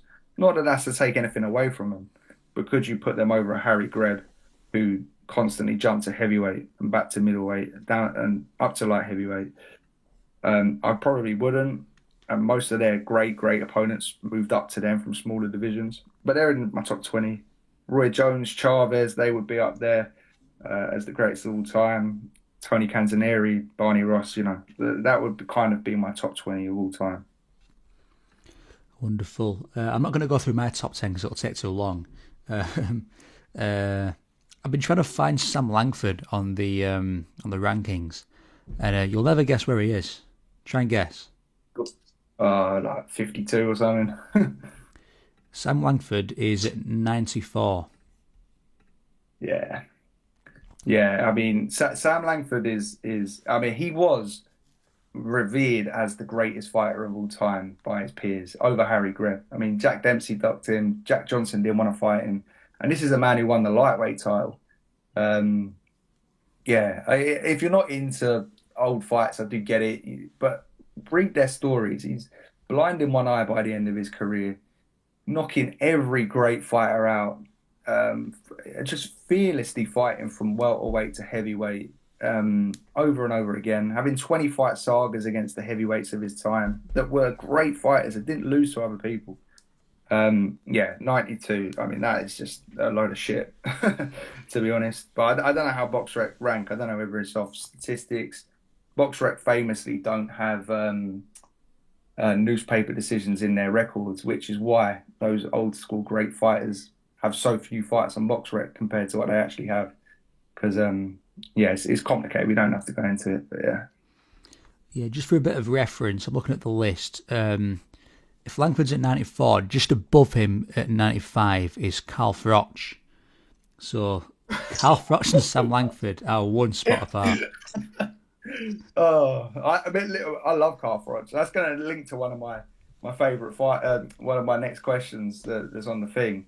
I am a massive Carl Froch fan, but that's yeah, that's laughable. Anyway, go on. Next question. Next question.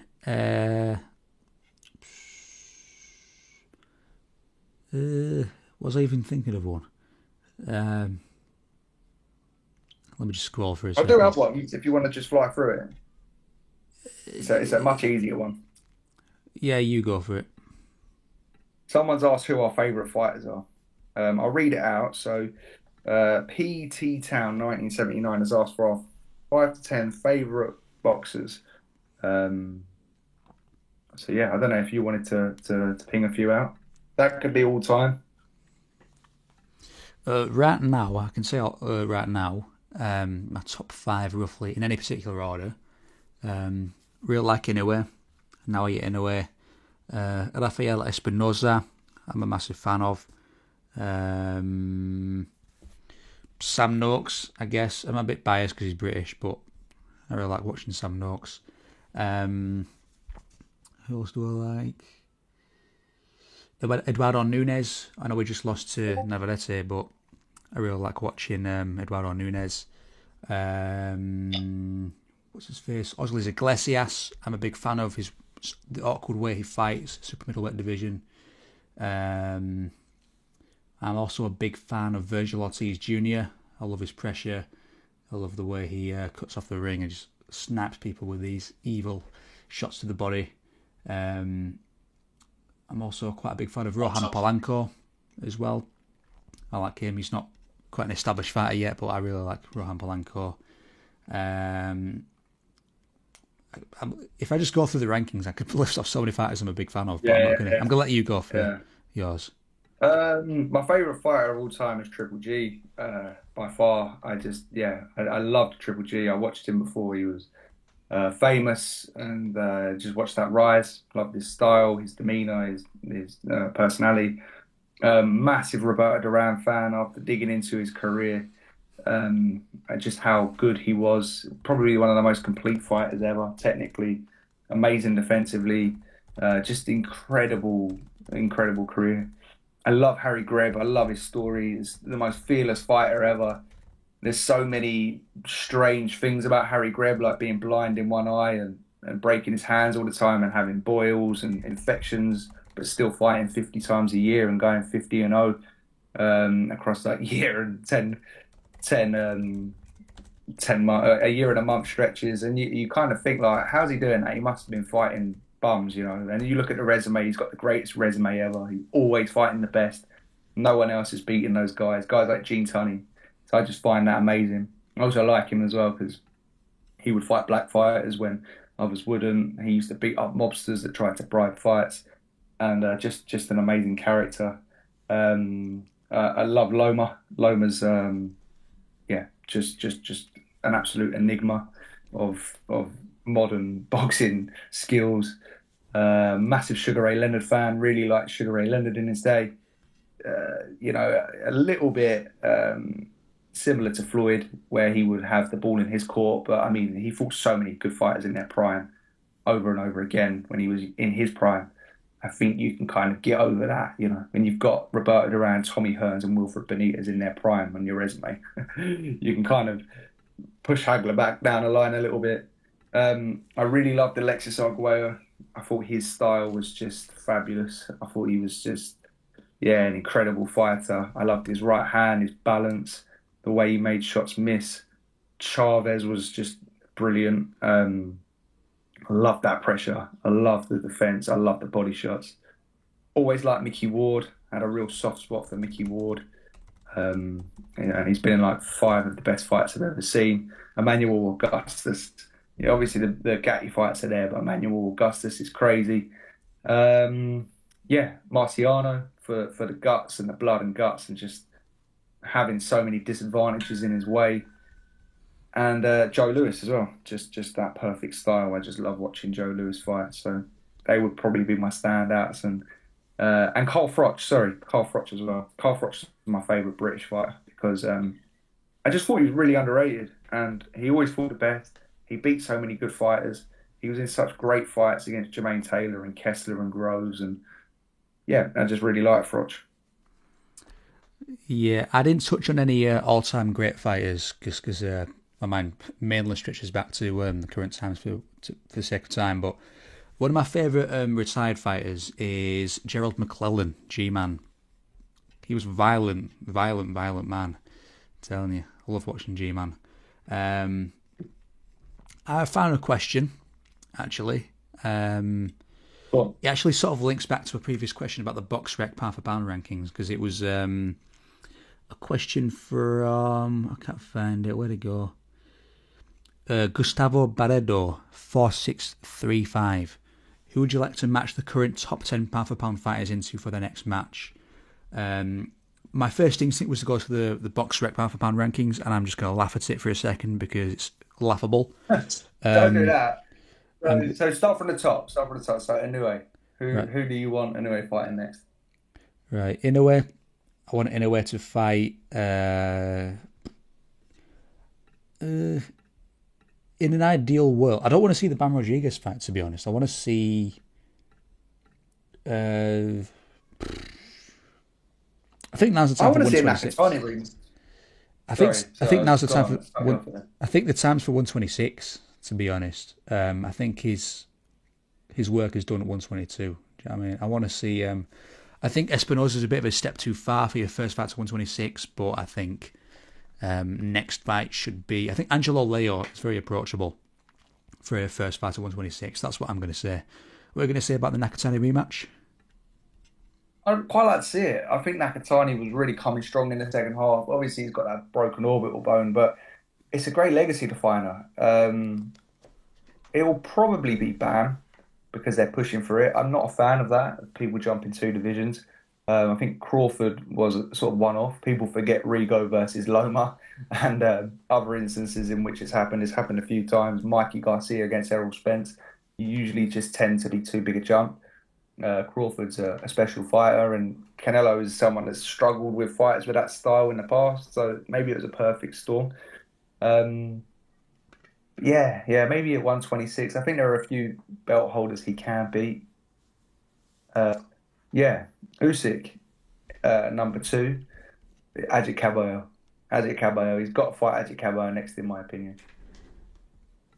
100%. Ajit Kabayel. I'm not going to take any other answer. Has to be Ajit Kabayel. I just want to No, take a sorry, go moment on. to talk about the box rec pound for pound rankings, right? Because it needs to be mentioned, right? One Inoue, fine. Two Oh, Shikas, right now, right now. Okay, right. yeah, Sorry, I thought you meant all the time. Go on. right now. Inoue number one. Two Shakur Stevenson, okay. Three Jerron Boots Ennis. Oh, the thing is, I'm going to let you finish, yeah, but that's not even been updated since the Usyk Rico fight. Has it not? Surely not. They couldn't have updated it overnight. Surely, like Ring Magazine take days to do this. I think it's like an algorithm that does this. Do you know what I mean? It's box Oh, rec. fair enough. So Yes. Usyk's at 11, actually. Oh, that is a joke. Uh, We're, th- we're, we're, we're killing any box rec sponsorships we're going to get here. yeah, fuck box rec. Three Ennis, four Canelo, five David Benavidez, six Nakatsani, seven Devin Yeah. Haney, eight Jesse Rodriguez, nine Emmanuel Navarrete, 10 Jaya Pataya, 11 Alexander Usyk, 12 Virgil Ortiz, 13 Hamza Shiraz, Yes. 14 Raymond Murataya. Yeah, I bet that's enough. Yeah, let's move on. We Let's haven't even move on. mentioned Bivol. Yeah, Bivol. Who does Bivol fight next? Bivol's like number five in the rankings. I've got a quick question as well. Where's Better Biev in the rankings? Is it just because he's been inactive and he's not got a belt? Because he's still at my top 10 pound for pound. I just wondered why he's not in the rankings. Is it because of the inactivity, not having a belt? Let me just find him. I think he's on there somewhere. He's not in the ring. He's not in the top 10. Yeah, I'm looking at BoxRec at the moment. Oh, fucking ignore that one, man. Uh, he's not on either. He's not in the Yeah. top 50 in BoxRec. He's got Yeah, but it must be inactivity. It must yeah, be. because Conor Ben's at 32 above Teofimo Lopez and Anthony Kakashi somehow. I lost you there. But yeah. Um, yeah. Well, that's. I think we'll call this the last question because we're flying into the plus 2 hour mark here. But Bivol, I want to see him fight Better Biev for the third time. Before it really ages out because you can't have a modern day one on one, a great modern day one on one. Otherwise, it'll be like a Golovkin Canelo thing. Benavidez, in my opinion, is too big now. I'm not really that interested in that Bivol fight. And I don't know about you. I feel like just see who was the best of the era and let them sort of. What do you think? If Benavidez is still at 175, I want to see the Benavidez fight personally. But it's a tricky one because I think if they were to do a trilogy, it should have happened last year at some point. But Yeah, you're it's probably right. To be fair, it's hard to tell. I don't expect Better BF to look very good in his next fight, whether it's against Bivol or anyone else. I know we keep saying that when we speculate about Better BF fights that we think is going to age overnight, but at this point, like really, because he's taken his first loss of his career, like and he's been injured, and then he's I think he's like 41 now, I think something like that. Age should really be yeah. really should surpass him at this point. I want to see. Bivol's a tricky one. It's between Better BF or Benavidez, really. Benavidez ideally. I have a third name to throw in the hat. Is it Callum Smith? It's Alan Begic. Ah, I see. That's a tricky one. I don't know who to pick. Sorry.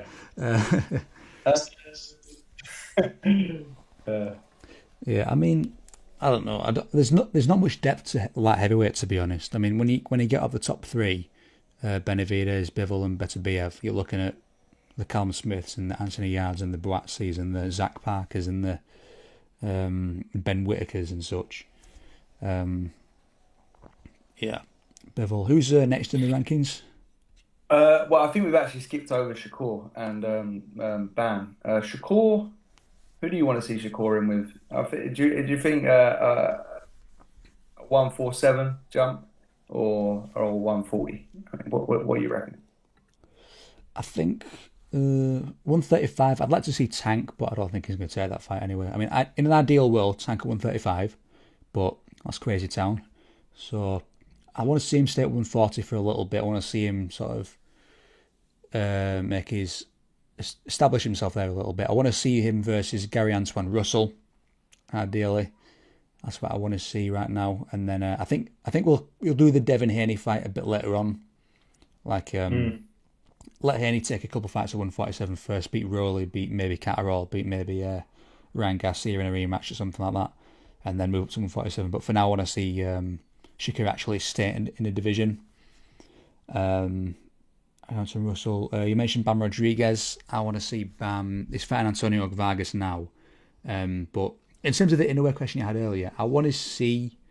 I know you said you want to see Junso versus Inoue too, but what I want to see personally in an ideal world is I'd like to see Junso go back down to 118 and face Bam Rodriguez at 118. And then if Bam does beat Nakatani in that fight, he can then move to 122 and face Inoue. That's what I want to see. Yeah, it's not a bad shout, to be fair. It's not a bad shout. It's a big legacy fight for both. It's not like Nakatani was absolutely battered by anyway. I know he had an injury he'll need to recover from, but it's not like he's going to have to rebuild. Yeah, it's not a bad shout, that. I'm just trying to think of who else. David Benavidez. Oh, mate, Jai Optaia. Jai Optaia, David Benavidez is the fight I want to see. It's probably the best fight to be made in boxing. I kind of say that hesitantly because before it was Inoue Nakatani, and then before it was Bivol Beterbiev. I think that's probably the best fight to make in boxing. Would you not say? I'd say so, yeah. I mean, I'd be more interested in a Bivol fight personally, just because of the pound for pound sort of stakes. But Jai versus Benavidez is a lot more relevant, and it's a hot fight right now because they're both active. And I'd love to see it in the same division as well, which is what you want. Who else is down there? Nakatani. I just touched on Nakatani earlier. I want to see him fight Bam, but if he can't fight Bam, I guess it depends on if he's staying at 122 or 118. At 122, he could fight maybe a Luis Neri, maybe a MJ Akhmadaliev, something like that. That'd be funny, just to compare Inoue performances. What about you? I'll be honest, I've kind of zoned out now. I can't think anymore. I think that's enough. Yeah.